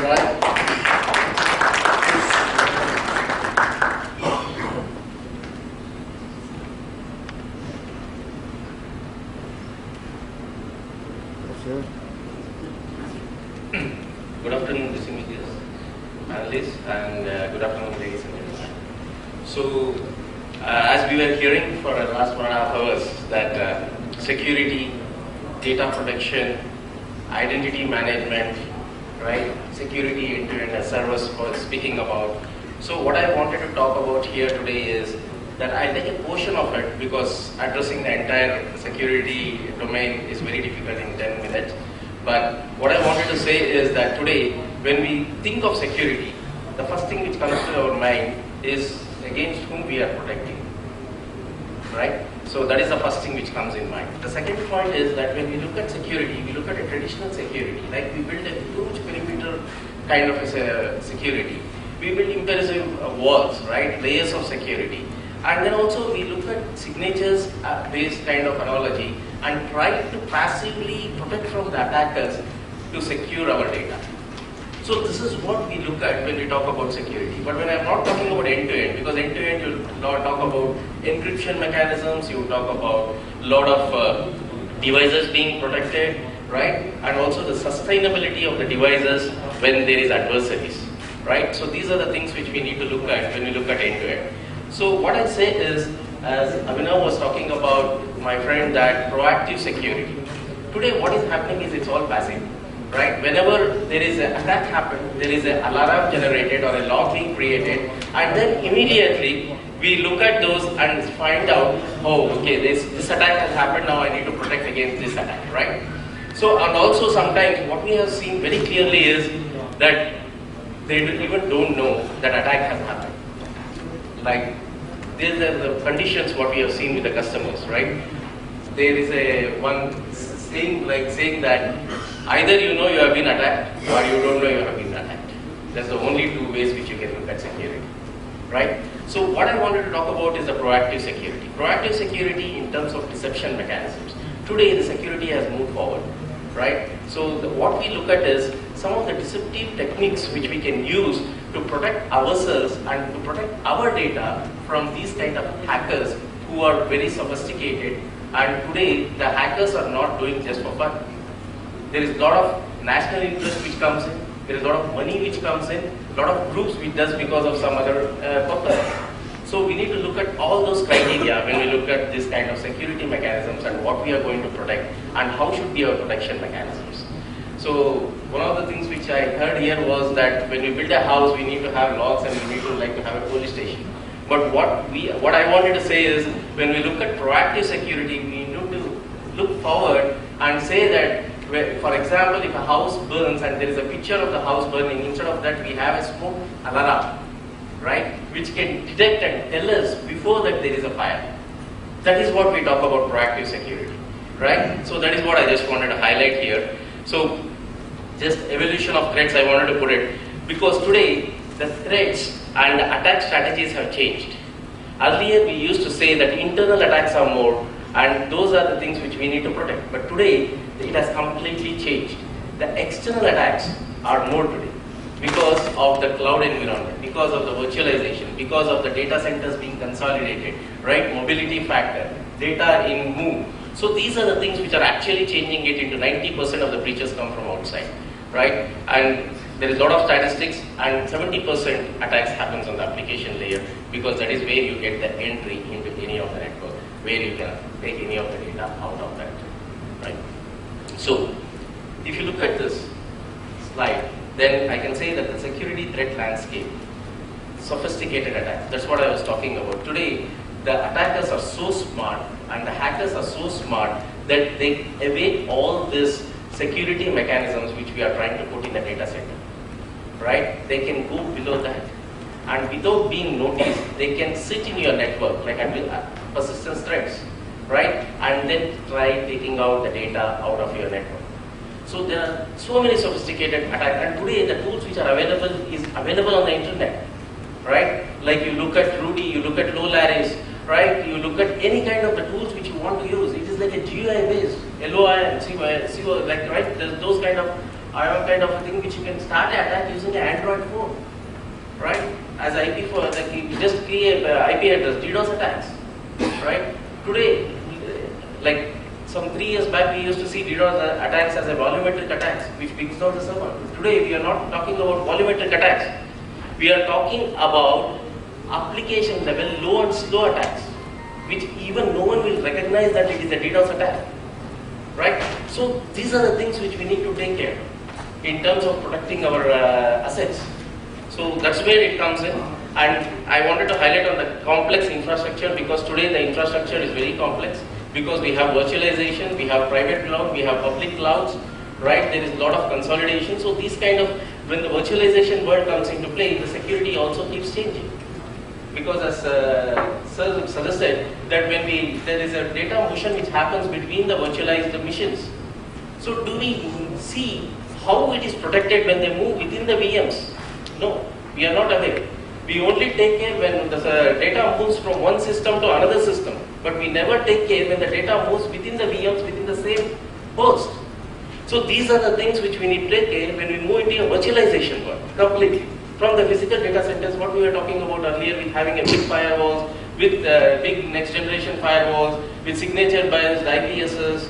So that's not the way to do it. So we need to look at it in a different perspective altogether. When we talk about, when we are moving, there is huge inflation of data, right? Because census data, IGRS, criminal record data, there is so much of data which are coming in, video, as Sir was saying about, because everything is packetized today, right? So when we look at this kind of data, then the protection mechanisms also should be different. And we need to look at proactive kind of security. That's what I just wanted to say about. And then I had put some charts here.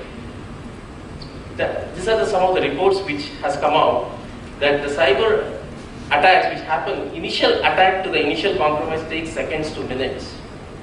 That is what it is required for a hacker to get into your network and start attacking and taking out the data out of your network. It is seconds to minutes. And detection of these attacks takes days to months to years. That is the difference. So where do you draw the line? Whether after the attack or you want to know before the attack. That is the key. So that is what I just wanted to put. Have you ever been deceived? You don't know. Yes, we may have been deceived once we know that it has been attacked, or we don't know whether we have been deceived, right? So there's a small quote below saying that all warfare is deception. This is a quote from Censor. It is just one story I just wanted to say in 2 minutes is, this tag, what you see, is actually a deception technique which was used in 1943 World War II, when the Americans and the UK and the Canadians wanted to attack the German. Then they thought that the best way to attack is through deception. So what they did was, they just used inflated rubber tanks which was hardly some 66, some 90 pounds or 100 pounds, actually carried by artists, not even soldiers, near the Callus channel.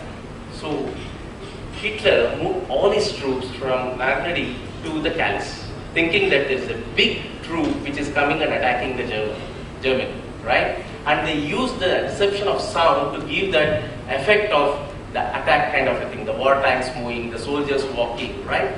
They made this deception and they didn't even shot a single fire to attack the German. They attacked from the other side, but the whole troops were pushed towards the Callus, which was this deceptive kind of a technology what they used.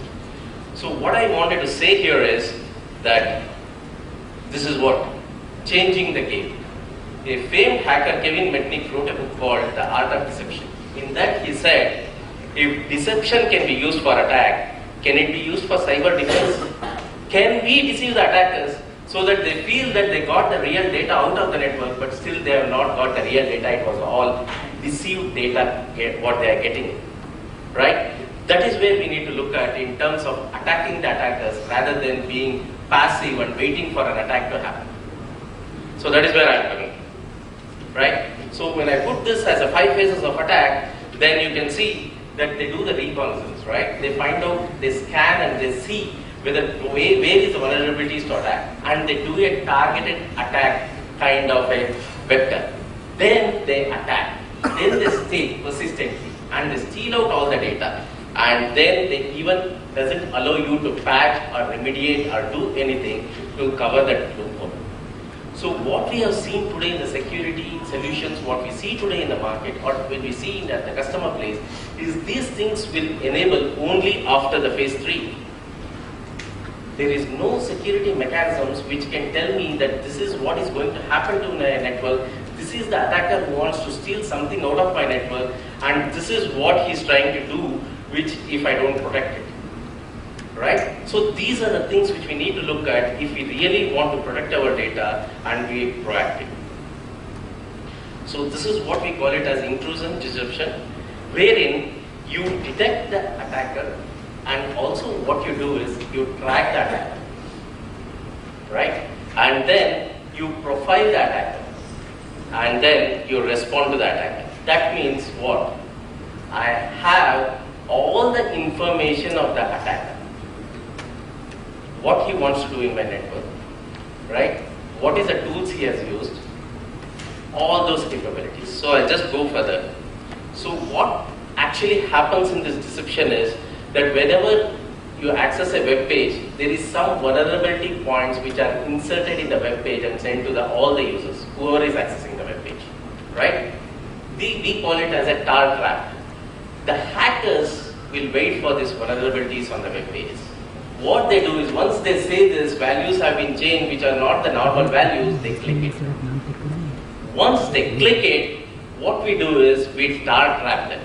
That means we trap them saying that okay, he might be an attacker, so let me trap him, and then what we do is we start tracking him.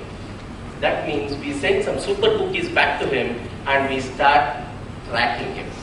So once we track, here I just wanted to say, earlier what we used to do is whenever we think of security, we think of IP address to be blocked, right? Like Wikipedia blocked the complete Saudi Arabia or Qatar because there was an attack and they brought down the complete network, right? So yeah, so that is what happened. So this Bertilan, I don't know whom you know about Bertilan. He is the person who actually changed the fingerprints into 11 measurements of the body to identify a person, right?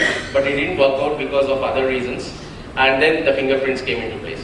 So other one what I wanted to say is, when we talk about signatures, we only talk about signatures like a vaccine. Because when a patient is infected, then only we look at his behavioral things and then create a vaccine. In the same way, signature is created. Not for a zero. Whenever their attack happens, a zero-day attack, then only they realize, they find out, and then they come out with their signature. So here what happens is, in this solution, you fingerprint a attacker across around 200 profiles. Right? It may be a OS, it may be a tool, it may be a device what he's using, it may be the screens, any kind of things. These kind of fingerprints are taken by the attacker. And what that does is, then we put it on to one central database. So we have all the collection of the attacker database sitting in one place. So whenever an attack happens, what happens is this guy will actually talk to the central database and finds out whether he's an attacker or not. If he's an attacker, then immediately will come to know, you can tag trap him, and there are a lot of things which you can do to respond. Like you can delay him, you can send wrong information so that he keeps trying to hack again and again, or you can throw him out of the network. So this is something unique which the security. For example, in a Malaysian Airlines which happened, if we had this kind of database and the immigration officers, when the passports were coming, if they can looked at that and said that, okay, this is the stolen passport, so he is the one who is the person who has stolen the passport. It would have been that kind of activity. This is similar to that in the cyber side, right? I map it to everything which comes in to attacker database and find out whether he is an attacker or not, and then allow him into the network, right? This is one. So I'll go fast. So this is known as the lookup. And the evolution of DDoS as I was talking about is, today it is low and slow attacks. It is never a volumetric attacks. Okay, so what happens is, if you have heard about DNS amplification which happened, where what they do is, they do a target IP and send a DNS query to the DNS server. And what it does is, it replies back to that guy, to the targeted IP, and they amplify it by 100 times. So what happens is, the target server will go down without knowing, right? So these are slow, and actually slow and low attacks which happen into the DDoS kind of a solution. So there is a solution where nowadays what you see is they assign a charm values. That means when a user comes in, they give a low value. If he is good, then they increase the charm value so that he is a good person, so I allow him into the network. If he tries to do something, the charm value comes down and they throw him out of the network. So today the low and slow attacks can be stopped by using these kind of solutions, using charm values. So what I wanted to say here is, watch attackers on your website in real time, record the attack, and understand how your website is attacked. So you will know also that what he tried to do when he came to attack your website, or what he wanted to steal, or what he wanted the information to be pulled out, right? This is what it is.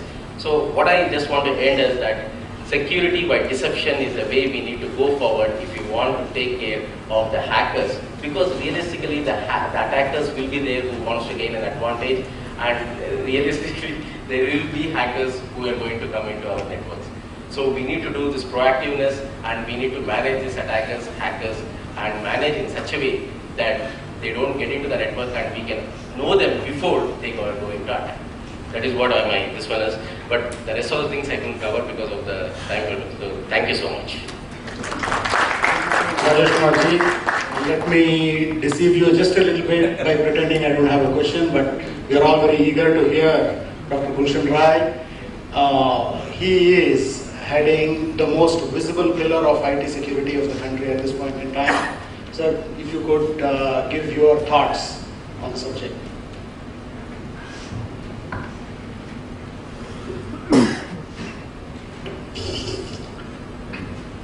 Thank you very much. And first of all, I must apologize for coming so late, but I was stuck up in some meeting a little away from Delhi. And after so much request from the Anubhav, it doesn't look good that we don't come. So it's better to come late rather than miss audience like that, and interaction, which you get and enjoy the interaction. So I thank the organizers, particularly Anubhav, to give me an opportunity to present my views. The last sentence which was spoken, that I am so visible, part of it, and the speaker who spoke from Juniper, that web security deception, I don't know how these two things go together. If I am so visible, then I have no reason to be in the security area according to the presentation which he says it. Of course, he's right. What my friend has made a presentation, he made a very rich presentation. I can tell you that most of the attacks which he talks about it, which are happening in the country, which we are seeing it, is such deception attack, and the technique which is being deployed, largely which is based on the equipment which we import, is totally different there. Today we are in an era where the things are much different, both in terms of technology, process and technique. If you look at the entire history, we started a couple of years ago in 2004, 2005. I'm not going beyond before that. It was only hacking and people used to post the information and name some hacker group or something like that. Thereafter it gave rise to we moved on the cyber crime and cyber frauds and then the cyber espionage, and then now we are in the era of cyber warfare, which my friend talked about it. That is the era which we are moving up. And no attacker is talking state or is revealing its identity. Hackers are much smarter, adversaries are much smarter. In fact, such type of attacks which my friend made a presentation, these are practically not an individual or a kind of a mature, these are all the handwork of a mature professionals who work very closely with the state. They are not working without the blessing of the state. These are all the state-sponsored or state-blessed activities are there. The another activity which comes up is through the Tor server, which are hidden servers there.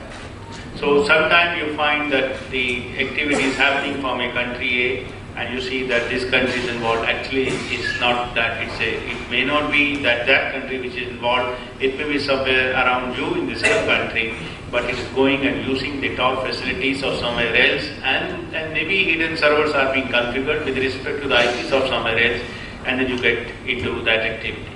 So we are in this era of a cyber warfare, and it really sometimes, when you sit alone and you remind that the whole thing looks like a 5,000 years ago or more than that in a Mahabharata, where you don't know who is on which side, who is doing what. That kind of a scenario which we have landed up, highly political, is all a momentary part of it. People come together, they attack on that, and he talked about the DDoS attack. That's a scenario which we have. You start, the people around the world, they come together, they have to launch DDoS attack, and they start with a few megabytes and they go up to 300 gigabytes per second. The DDoS attacks of 300 gigabytes per second we have observed in this country also. Not that we are hearing from recent cases in France, but it's happening in this country also. So we are in a very, in a situation where we have to use information technology, we have to use cyber, there is no other way. But at the same time, we need to take steps how to protect ourselves, protect our infrastructure, and protect the information which contained in the infrastructure. Rest assured, if any service provider or the multinational companies which are operating in the country, if somebody says, no, we are not doing any activity, we are not part of that, or we had nothing to do with the Snowden or any such future activity, these are all myth. These are all myth. Any device which comes up, I per se in my organization go with the assumption that the data is being taken and somebody else is monitoring the data. And I can say with a full commitment, with a full sincerity, that this is the practice. They are collecting data, they have the capability to analyze and figure it out what you are doing it, and they are maintaining the complete record. Complete record is maintaining. That's a different issue whether they are taking action, they are not taking action. And one more thing also, the data is being collected and data is also being sold. There is no way that they are keeping themselves. This whole thing has become an entire ecosystem, and this ecosystem is much bigger than the ecosystem which we have witnessed in the past. Create nothing. That's what the systems are there. So, it puts a bigger challenge and responsibility on all of us. How you deal with this, and most important aspect is that the sharing of the information and sharing the incidents together. That's very important aspect, part of it. Of course, there are this entire cyber security has created as I said, its own ecosystem. It's a force multiplier effect kind of a thing which has come up there. It has given rise to a different kind of a legal framework. it has different kind of best practices. Every sector is involved in its own best practices. It has given kind of a organization like CERT, a National Critical Protection Center, and all such organizations there. It has given rise to a new era of capacity development there, a new sector of the discipline of the awareness aspect there, and then new arrangement for the foreign collaboration or foreign cooperation or domestic or international cooperation there, and the new era of internet governance which has come up there. So whole issue is so dynamic that today what we see may not be applicable in after a couple of months or maybe in a year there. We have seen how the interests are involved in the internet governance today.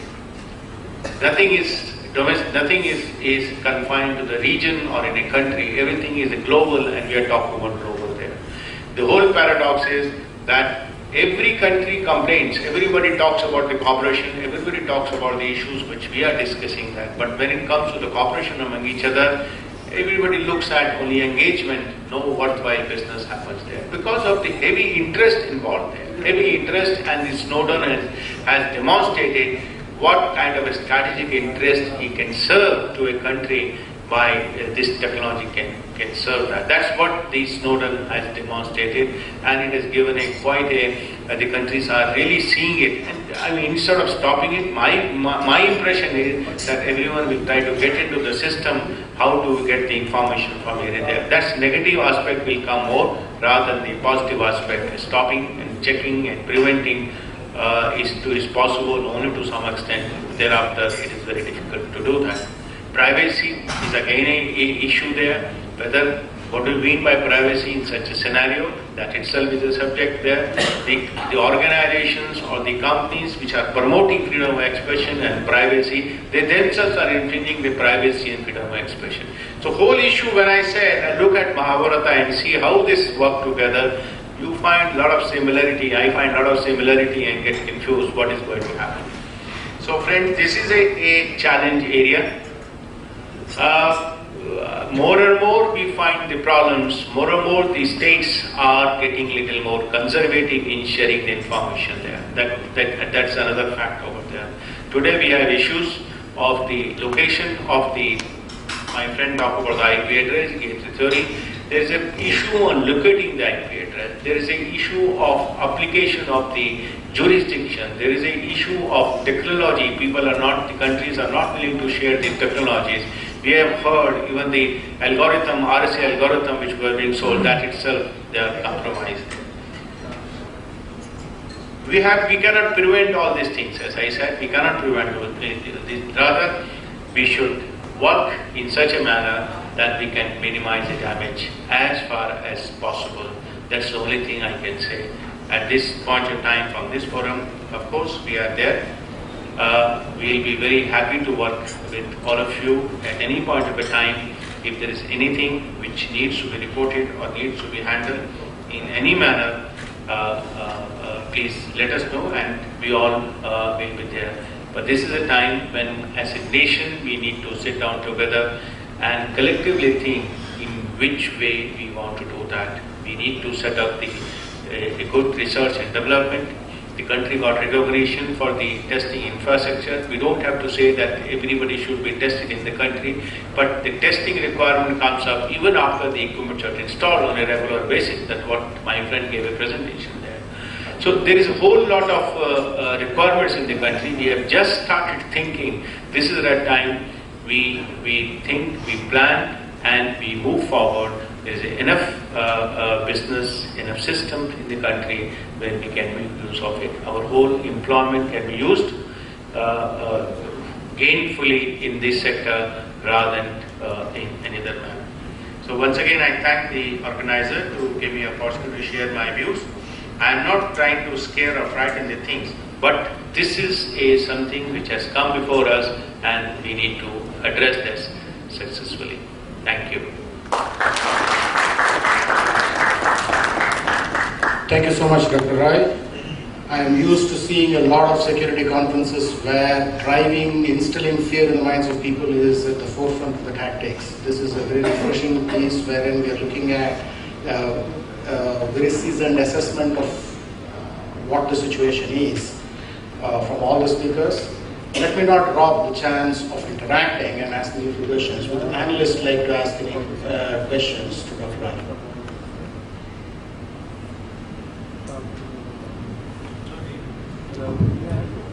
Any of you folks? Let me ask Dr. Rai one thing. So, clearly, this is not the job for just one person or for one organization.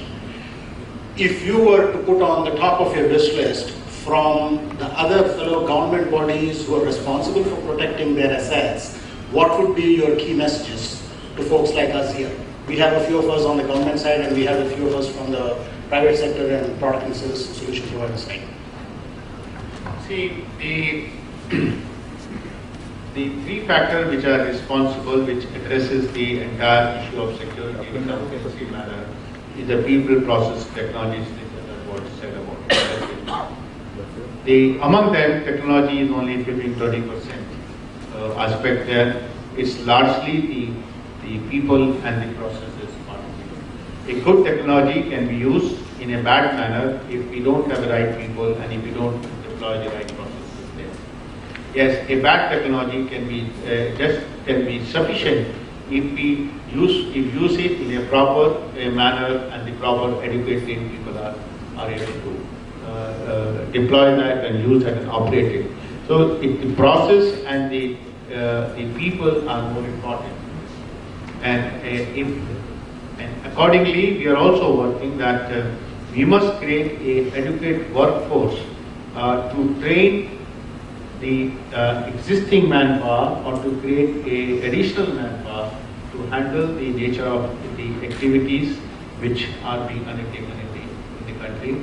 These include the exports. We have a large export base from the country.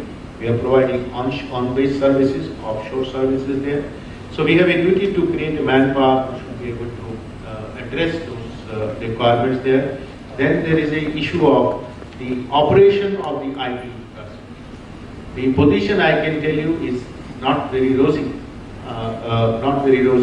Whether operating the IT infrastructure in a government sector or in the public sector or SMEs, that position is. So we need to create people who should be able to understand the operation aspect. We need to create people to develop and design the secure architecture. There are large number of organizations which are operating pan-Indian organizations. Like Fargate, you have the Indian Oil Corporations and such type of organization. The data has to flow both for their operations or the management data or other data. So they need to have a secure architecture. We need to have people who will be able to design the secure architecture of it. Yeah. That's the kind of people. Then we need a people to develop a product. As I said, every product you install for the purpose of security is first monitoring your system, monitoring your data, and then depending upon what it has, it takes out the data and then whatever supplies to or things happen there. Yes, that is okay for some type of application, but wherever we have a strategic thing, we need to have our own product. See, even if you look at one product like antivirus, the demand for the market is almost touching 1,000 crore in the country. That's kind of the demand is there, 1,000 crore. And we don't have one Indian who can provide the antivirus. And just antivirus is a very useful source of penetration into any network. In the name of antivirus, you can supply to what there. 1,000 crore. We have only one company in Pune at one point of time. Which also has been now has a non-Indian control rather than Indian control. For some strategic applications, we require even the basic kind of things, antivirus, spyware or anti-spyware kind of applications. We need people to develop product for our strategic applications. So I think the first most requirement is to create the adequate trained workforce. And that is where the public-private partnership comes. when I say the public-private partnership comes, that the degrees, when it comes to degrees, it will be the, certainly the education system will address that, universities or deemed universities, they will address those issues, degree pathway. But more than that, we require a short-term courses. I mean, now you have a whole range of programmers which are operating in the country.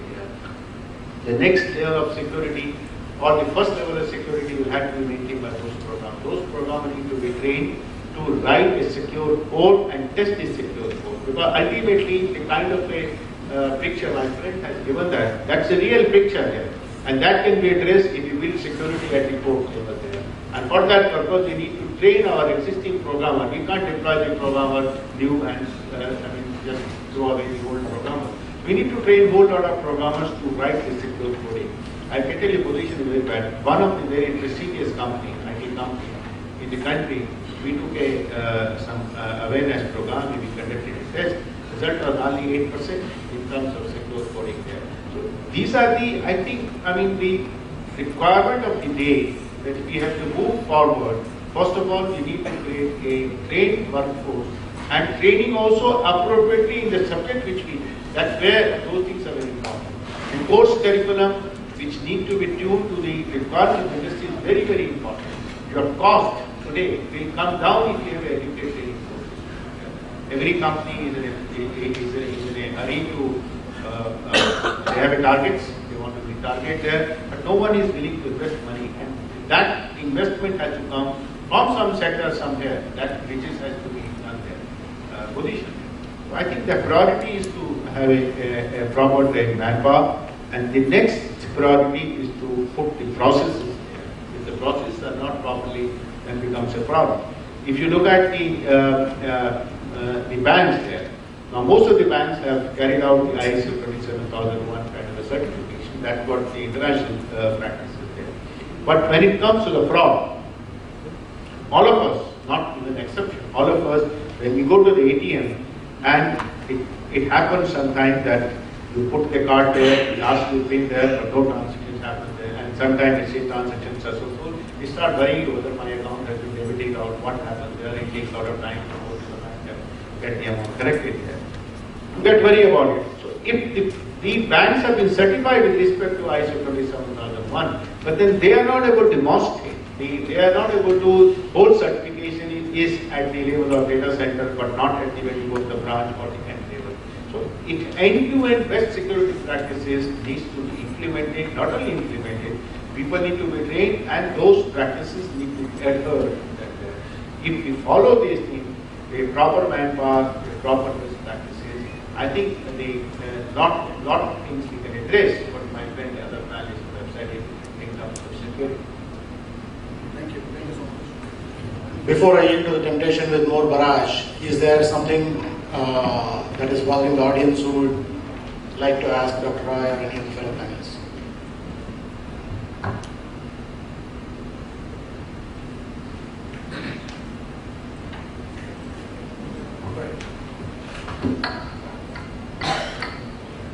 Great to see you here, sir.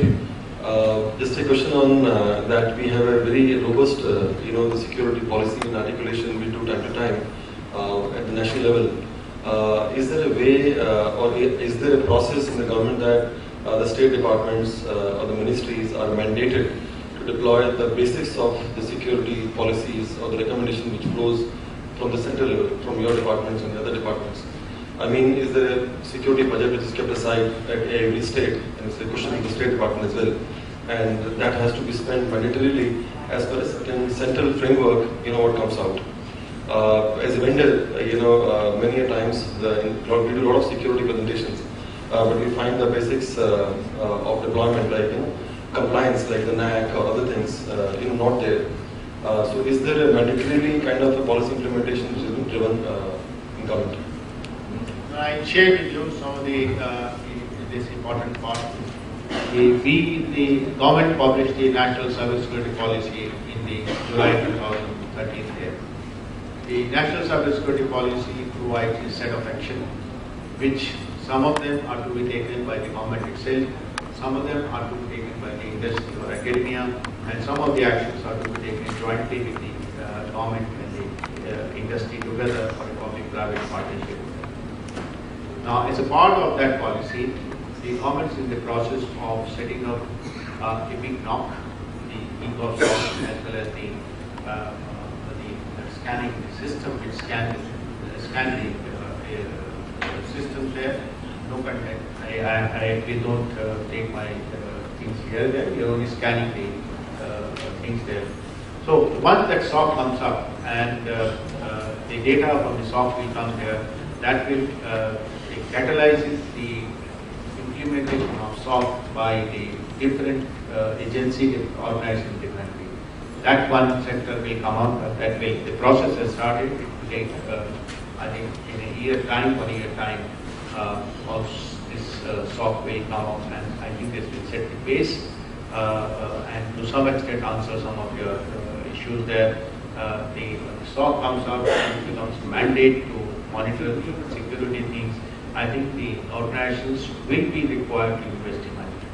As of today, the 1% of the budget is to be spent for the 1 to 3% of the budget is spent for e-governance activity there. There is no further earmarking how much is to be done for the security. But if you look at the statistics, both domestically as internationally, the security expenditure has gone up almost double over the last 3-4 years there. It used to be about some 7% of the entire IT budget. In the country itself, in the 2010 and in 2013, it was somewhere 13.5, 13.7% organized the security budget. And per se, you may run your application, old application, but you may not run the same firewall without AMC. Now, AMC doesn't mean that you have to repair the firewall. AMC means upgradation of the signatures, that kind of things are there. So while you may not upgrade your application, you may not do the version change of your application software, system software, you do that, but there is no way you can't, there is no way you can leave upgradation of your firewalls or such kind of a perimeter device or any security device part. You can't live with that. So the expenditure on security is slowly going up with the IT budget there, and this will also go up. And top of this is the training aspect, that also is going up. So budget has gone up, and my guess is that in the next 4 years or 5 years, this percentage will go up to almost 25% of the IT budget there. That's kind of my own guess, what I see the trend will go up there. So from this, and it should go up because the challenges are really very Herculean challenges are there before us.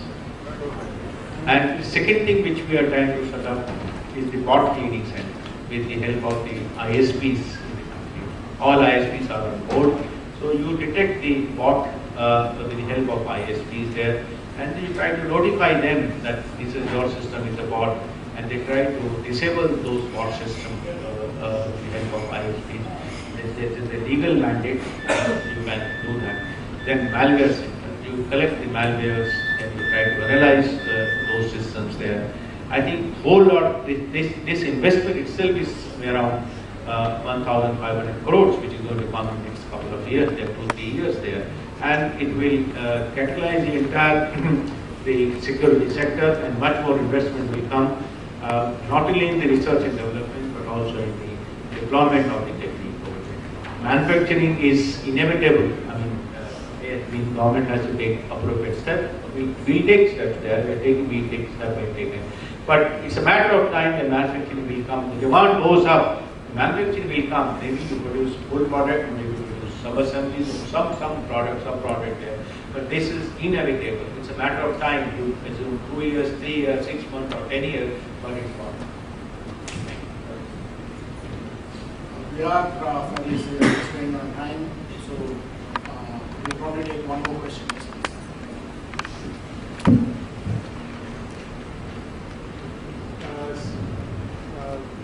Good afternoon, everyone.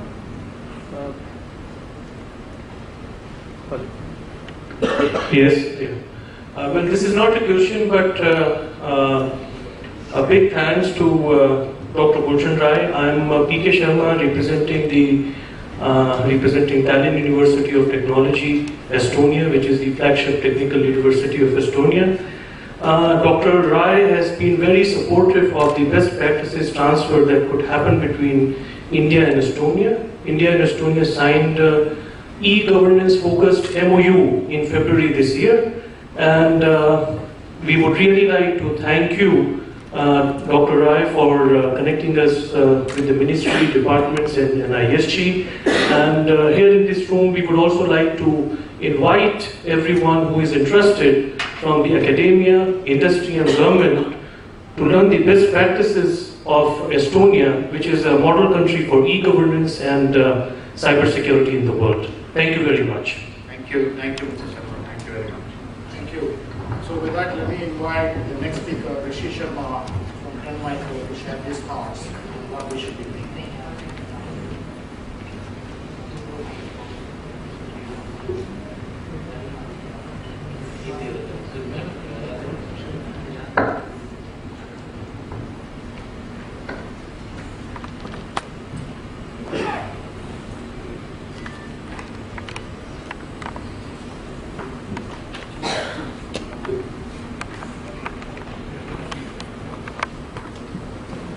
Happy afternoon, everyone. Esteemed panelists, I will be talking about the advanced targeted attacks, which each and every organization is being targeted, and every employee is the weakest link in any of the organization. We live in an information age where everything is changing. Then lightning effect, you can see the 2.4 billion internet users, which is 1/3 of the total world population. 1 trillion URLs are being indexed by the Google every day. 665 million websites in the internet. 1 billion Facebook users. 54% of the Facebook is accessed via mobile. You can see 427 million smartphones were sold last year. So what the statistics tell about? You can see the adoption rate in terms of the mobility. As Kochhar sir said, IT as well as the telecom. So both are the two sides of the same coin. How we address that? You can see 1.3 million iPods were started selling in 1 quarter. The iPhone 21.2 million in 1 quarter. 66.1 million iPads in a single quarter. When the iPhone 5 was launched, 5 million iPhones were sold in the first 3 days. We can see how much fast the adoption rates are for the mobility. You can see the industry was predominantly captured by the Windows PC. Slowly and slowly, the mobile phones come into picture. You can see the Android phones. The Android operating system will be the biggest operating system being used by all of us, even in the industry as well. So you can see 1 million users when the business comes into picture, right? Everyone has to reach some goal, right? How many users will be accessing Facebook? How many users accessing the Google? For the AOL, America Online took 9 years to reach 1 million landmark. For the Facebook, it was only 9 months to reach 1 million landmark. For the Draw Something, it was only 9 years. You can see how much the adoption rate from the PC to the mobile device. The threat landscape has also changed. Previously, we used to have virus outbreaks. Nowadays, we haven't seen any outbreak for the last 5 years. But now, the targets are customized. They're customized for specific organizations. For the specific targeted attack, we need a targeted custom defense so that we can simulate that attack pattern in our environment. Then we can correlate and respond to that particular attack. You can see from the 2001 worms outbreaks, vulnerabilities came into picture. In 2003, spam mass failures, then spyware, intelligent botnets, web threats, targeted attacks. And these targeted attacks, now it's personal, financially motivated, targeting most valuable assets. Now the terminology is coming is hacktivism, hacking with a political motive. In the morning I heard talking about the Stuxnet. Stuxnet was a state-sponsored attack so that the Iran nuclear power project can fail. They wanted to fail that by targeting that. So how shall we respond to that kind of an attacks? And recently, 2 days back, there was an article which I was reading. The National Security Agency of the US is targeting to compromise millions of the systems with a malware so that they can have a full control over the internet. how the organizations will get that visibility, like the system is compromised and it is stalking someone across the internet. Most of the threats which are coming from the internet will be blocked at the perimeter level, right? We have a best breed of firewall IDS IPS in place.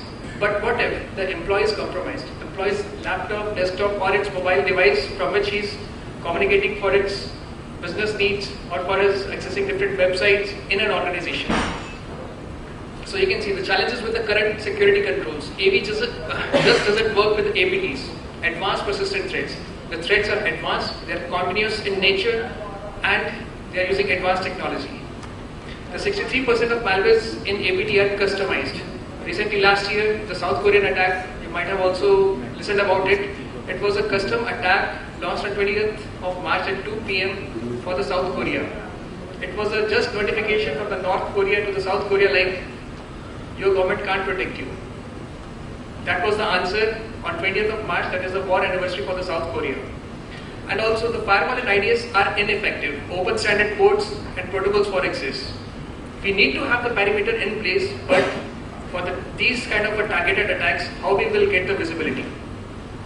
We have to have a zero trust model. We have to assume we will be compromised, we will be breached.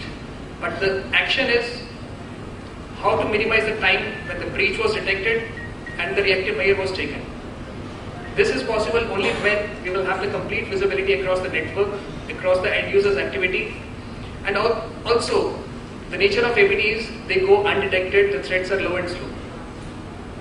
If any laptop in an organization is compromised and it is communicating over the HTTP protocol across and it is being communicated to the command and control center, and the command and control center is sending the different request what needs to be done.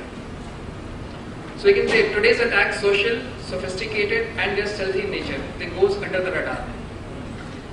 The first step to target any person or any organization, it's the reconnaissance. Nowadays, everyone is there on the Facebook, LinkedIn, and you can find 90% of the information about the individual across the internet. So once you have the particular information about the organization or an individual, then the individual is targeted to launch an attack or to compromise the system. And the compromise can happen in a simple way. I will take an example. Today, I'm speaking with you, right? And I will say, I will be sharing my presentation with you. You might be using Windows, Microsoft Office 2007 or 2010. And slowly, on a timely basis, the Microsoft releases some vulnerability reports like Office is compromised and it is vulnerable across certain codes. And they will be releasing a patch after 20 days. And that is the gap of 20 days when the zero-day attack comes into place, comes into picture. So in that case, whenever the person will be opening that particular presentation, at the same time the bot will be dropped and it will be doing nothing till it communicates with the command and control center. And that is the weakest link in any infrastructure. The connection is being initiated from inside to the outside. It's not coming from outside to inside. Once that communication happens, the compromise happens. You can see once the employee gets compromised, it establishes connection with the command and control server and slowly gathers the data of interest, and that movement happens literally across the infrastructure. Once the data is extracted, it can go, and it also goes undetected for months. Like RSA was compromised. RSA compromise happened with a just small exploit in a PDF. Sony got compromised. So we have to assume, and we have to have a assume like it's a zero trust model. Now the question is, a custom attack needs a custom defense. Malicious content, suspect communication, we have to analyze the attack behavior as well. A custom defense lifecycle detects malware communications and behavior invisible to the standard defenses. We need to have the perimeter in place, but how to get the visibility and how to leverage them for an effective security control. Analyze the risk and the characteristics of attack and attacker. In the South Korea attack, 70 malwares were used, and those were the known malwares for which the customized technology was used, so that, like, if I talk about the MBR, which is we have never seen for the past many years, the MBR virus. In that South Korean attack, a very basic malware was used, multiple variants were created and it was crashing the ampere of the servers. Adapt security automatically. Threat intelligence, automated security updates we need to have. Respond using insight needed to respond to your specific attackers. You can see the visibility. We have the firewall, gateway, IPS, antivirus software in place. But the question is, where is the visibility? You can just concentrate on the slide, like the data is coming from internet, getting passed through the firewall, gateway, IPS, going to the systems.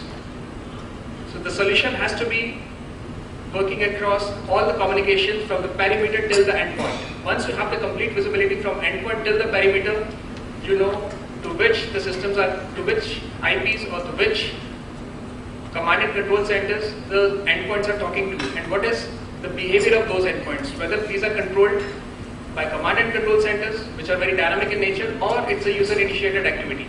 And these kind of attacks like goes undetected, and these can be launched as a platform of an organization to launch an attack to some another organization with a political motive.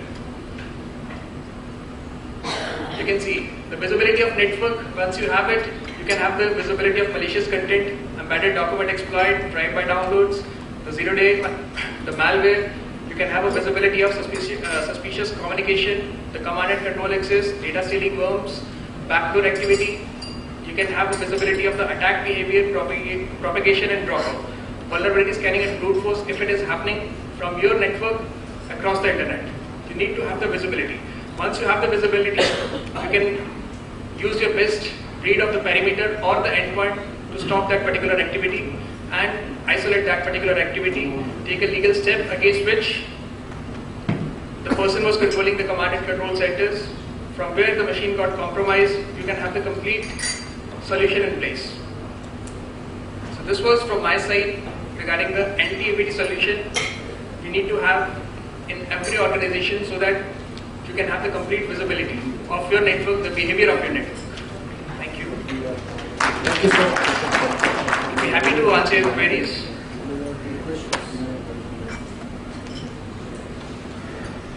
Thank you. Before we wind up, I have to trouble you just a little bit. At the beginning, I mentioned that mine is a state perspective, and since it doesn't then fit right at the overview level, I promised from the second that I would try the handling with time.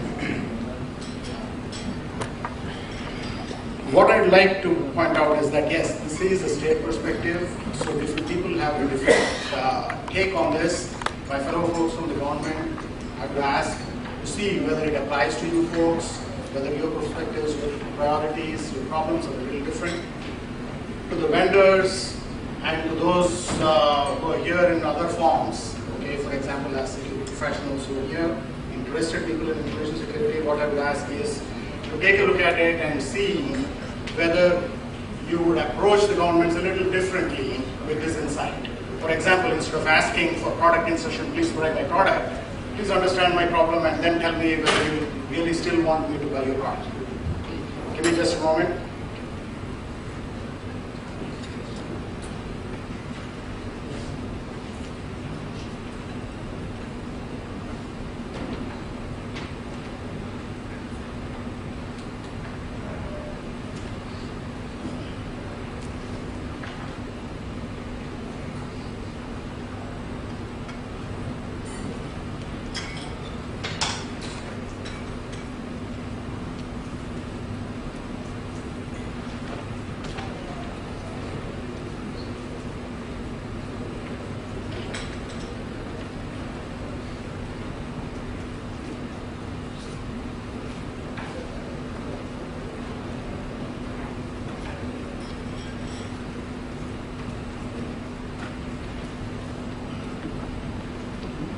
So what I'm giving you are one-sided stories of a CISO, the way I look at stuff, and what kind of challenges I face. From my point of view, when I look at an IT asset, when I look at an IT project, the question that I ask is that who do I ask? Who's the person whom I ask and say, please secure this? Okay. For me, it turned out to be a trick and a multi-layered question because often the responsibility is passed around. I would look at it as the project manager who is the first person who contributes to the security of the product, but he says, look, let the auditor take a look at it and say whether it's okay or not, and if the auditor has goofed up, it's not my problem. Okay, the auditor did not audit well. If he had pointed out, I would have taken care of it. Then there comes a whole bunch of policies and guidelines which says the corresponding CERT organization, the security incident response team, that needs to be there. They are the ones who ought to have caught it, No, the guys should never have installed Windows XP from their own CDs, and that is where the virus came from. So, whenever I try to look at where is the first person, who is the first person whom I go to and say, please start securing your keys, it turns out to be a bit of a problematic question. Okay? As of now, today, the best document that I have, okay, is the crisis management plan that is given to us. Unfortunately, right from the name, okay, it sort of conveys a different impression. Okay, we don't want to start planning for a crisis and say that your crisis plan is responsible for the day-to-day operations. Because of the very name, nobody is really interested in looking at it other than me, which is a little bit of a problem. Okay, as it turns out, it is actually an explanatory education material. The crisis management plan in the government is a primer of sorts on what sorts of threats we face and what needs to be done, as well as a little bit of a governance structure. Okay? An education primer with a government structure, does it constitute a crisis management plan? I do not know. Okay? But if I do want to do it, and if I do want to ask the project manager, like I already told you, he is only interested. Oftentimes, the project manager is not a government guy. Okay? And even though internally we do have the corresponding equivalent person, what we call as nodal officers. It is the vendor's project manager, and he just wants to get done and run away as quickly as possible. If there is a policy that you must have a security audit and it must pass, he is only interested in passing it as quickly as he can. Okay? And the policies themselves, the minimum compliance that they want to do, are also written by consultants who are not grounded on to my specific needs. They write cut and paste documents, holy grail documents, which ought to have been done at various levels of maturity and not exactly easy for you to apply for your home security guidelines that were written for someplace else. Your specific local requirements, your threat perceptions are not taken into consideration. How you store your valuables, how valuable they are not taken into consideration. So these policies, project managers and auditors put together create very interesting situations for us. One of the situations that we have is to say, yes, there is a policy here which says that all your critical applications must go into the data centers. Boom, everybody comes up with very innovative things. No, my project has its own budget, we'll create our own data center. Okay? I have, out of 5 or 6 different projects that I have looked after from the inception stage, managed to push only one into my data center. Every other project wants to create its own data center. Okay? Otherwise, we cite technical and management issues. Not only the guy who doesn't want to come into the data center operator himself doesn't want this guy to come. I've had a very peculiar situation where my data center operator says, yes, you do have a firewall, you do have an IDS, IPS, but this is not for those projects which are coming in co-location mode. So they got to make their own arrangements. I do have in file at this point in time, which is a very unfortunate situation, I commented on it and we're correcting it, is that we have a security policy for our data center, I'm sad to say, that says that any co-located equipment is not to be considered as taking the data center security policies under consideration. That means the data center security policies do not apply to it, they are governed by something else. We will not give you our firewall, we will not let you use our IPS, but that's what the policy says. We will put you in the DMC and nothing applies to you. I told them that considering that our data center started off with very small amount of equipment to begin with, very quickly we built up wherein the DMZ equipment, that is for which the security policies don't apply, turned out to be 90%, and we are securing the rest of the 10%. So we come up with very innovative reasons, whether you're a vendor, whether you're a project manager, or whether you're a data center operator. Other interesting scenarios. People say your application must be security audited, otherwise I will not let it in. So this was a fantastic stand that was taken by our government composite team, consisting of our NIC folks and a couple of other agencies from the government. And so what happens? First thing they say is that, no, ours is not an important project, we don't want even one to run. So a bulk of the pieces were posted outside. Finally, when we do drag them in kicking into the data center, they try to find the most convenient security auditor that is around. Okay, and say, kaise bhi kara do, pass karana. We have had a situation wherein one auditor came and complained, sir, they don't want us to submit our audit report directly to you, they want to see it first. There have been situations wherein when we did conduct some audits, they were prevented from submitting the full audit report directly. So people come up with a lot of interesting pieces. Okay. Some of the good things that I heard, both in the question answer as well as in the initial talk of Dr. Rai here, is that, yes, he talked about setting up of a SOC. Okay. This has been a sorely missing piece in many of our strategies. Okay. We do need security operations centers. Is one enough national center? Or do we need more at the state level also? I think there is no easy answer to this question. But when we did propose to establish a SOC, boom came the answer from RIT saying, you don't need to do any such thing. You're doing everything at the center. All you need to do is to follow our orders. So a particular proposal that I sent to NEGD was thrown back, saying that no, you shouldn't be doing all this stuff. Okay? So we do have a peculiar situation wherein the policies are written by consultants who have no idea of what my assets are and what my real needs are and what my threat assessment is. Okay? The assets are being created by project managers who want to run away as quickly as they can. They only want to meet the minimum compliance, find a convenient auditor and do it away. Okay? Our assets are being run by folks who also are looking at their profits. I believe this profitability part came up in an earlier discussion also. So, and then Dr. Rai very rightly pointed out, we do have a serious situation wherein we need to build the skills that we need to do, and those skills are woefully inadequate.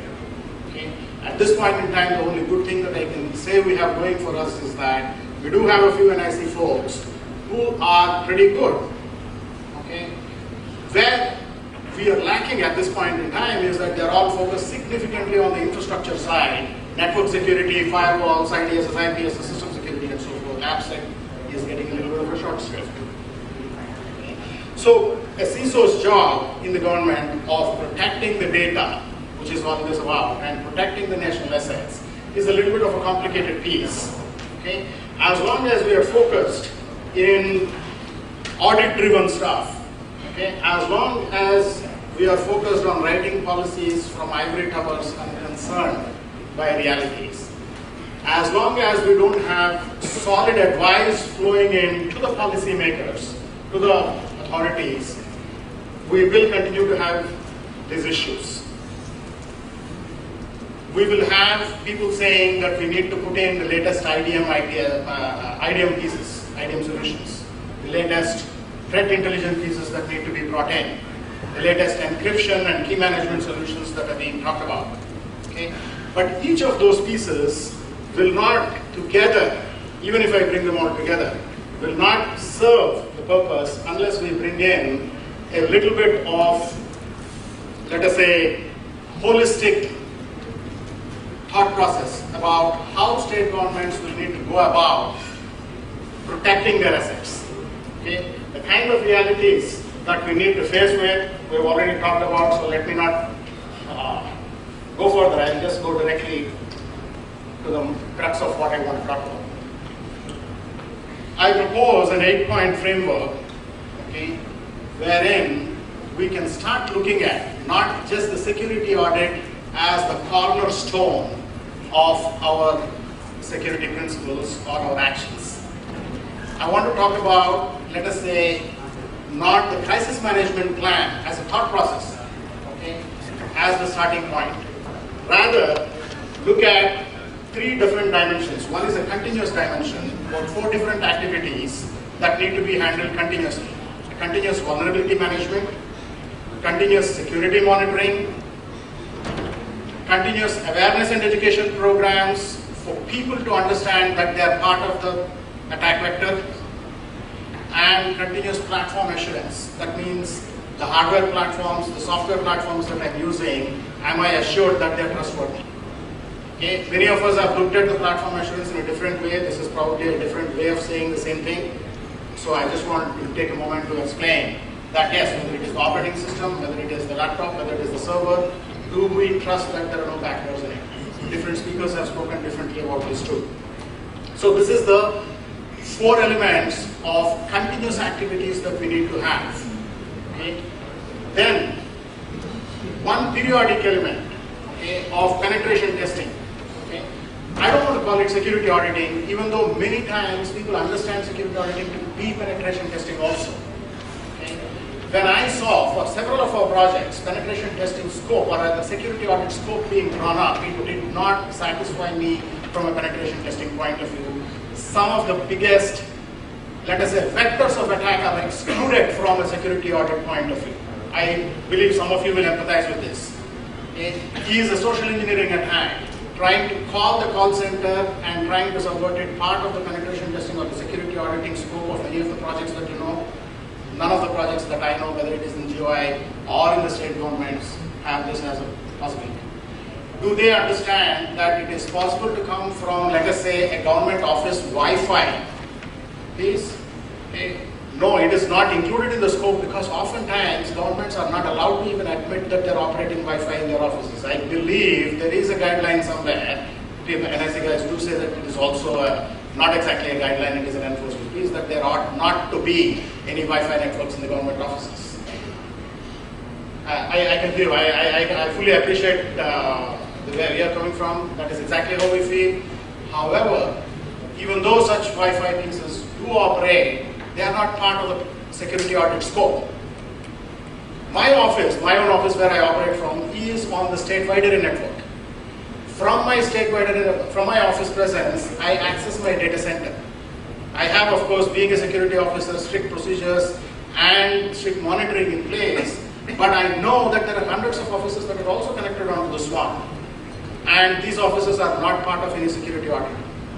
So periodically, okay, we need to keep doing this penetration testing.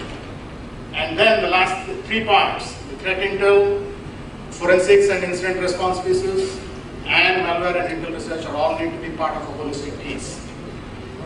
I've consciously not put in physical security, personal security, or BCP DR. I believe they will all actually get in as part of a holistic risk management approach to protecting the assets. This is all that I wanted to present to you today from my perspective. I thank the panel for putting up with me, and I leave it to the organizers. Thank you.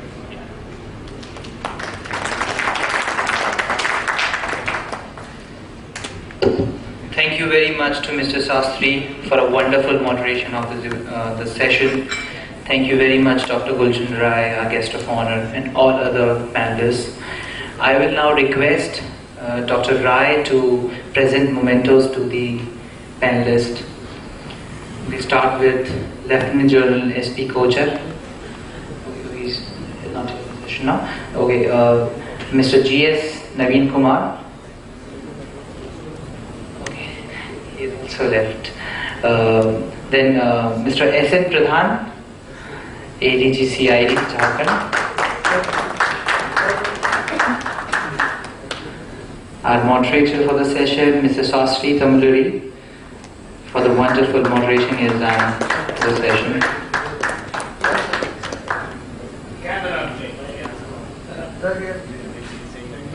Mr. Anubhav Tyagi from Safenet.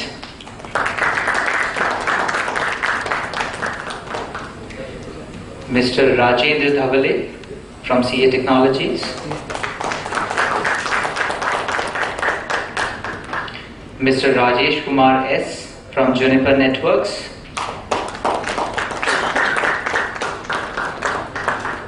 Mr. Rishi Sharma from Trend Micro. I will request Dr. Ravi Gupta to present a memento to Dr. Gulshan, please.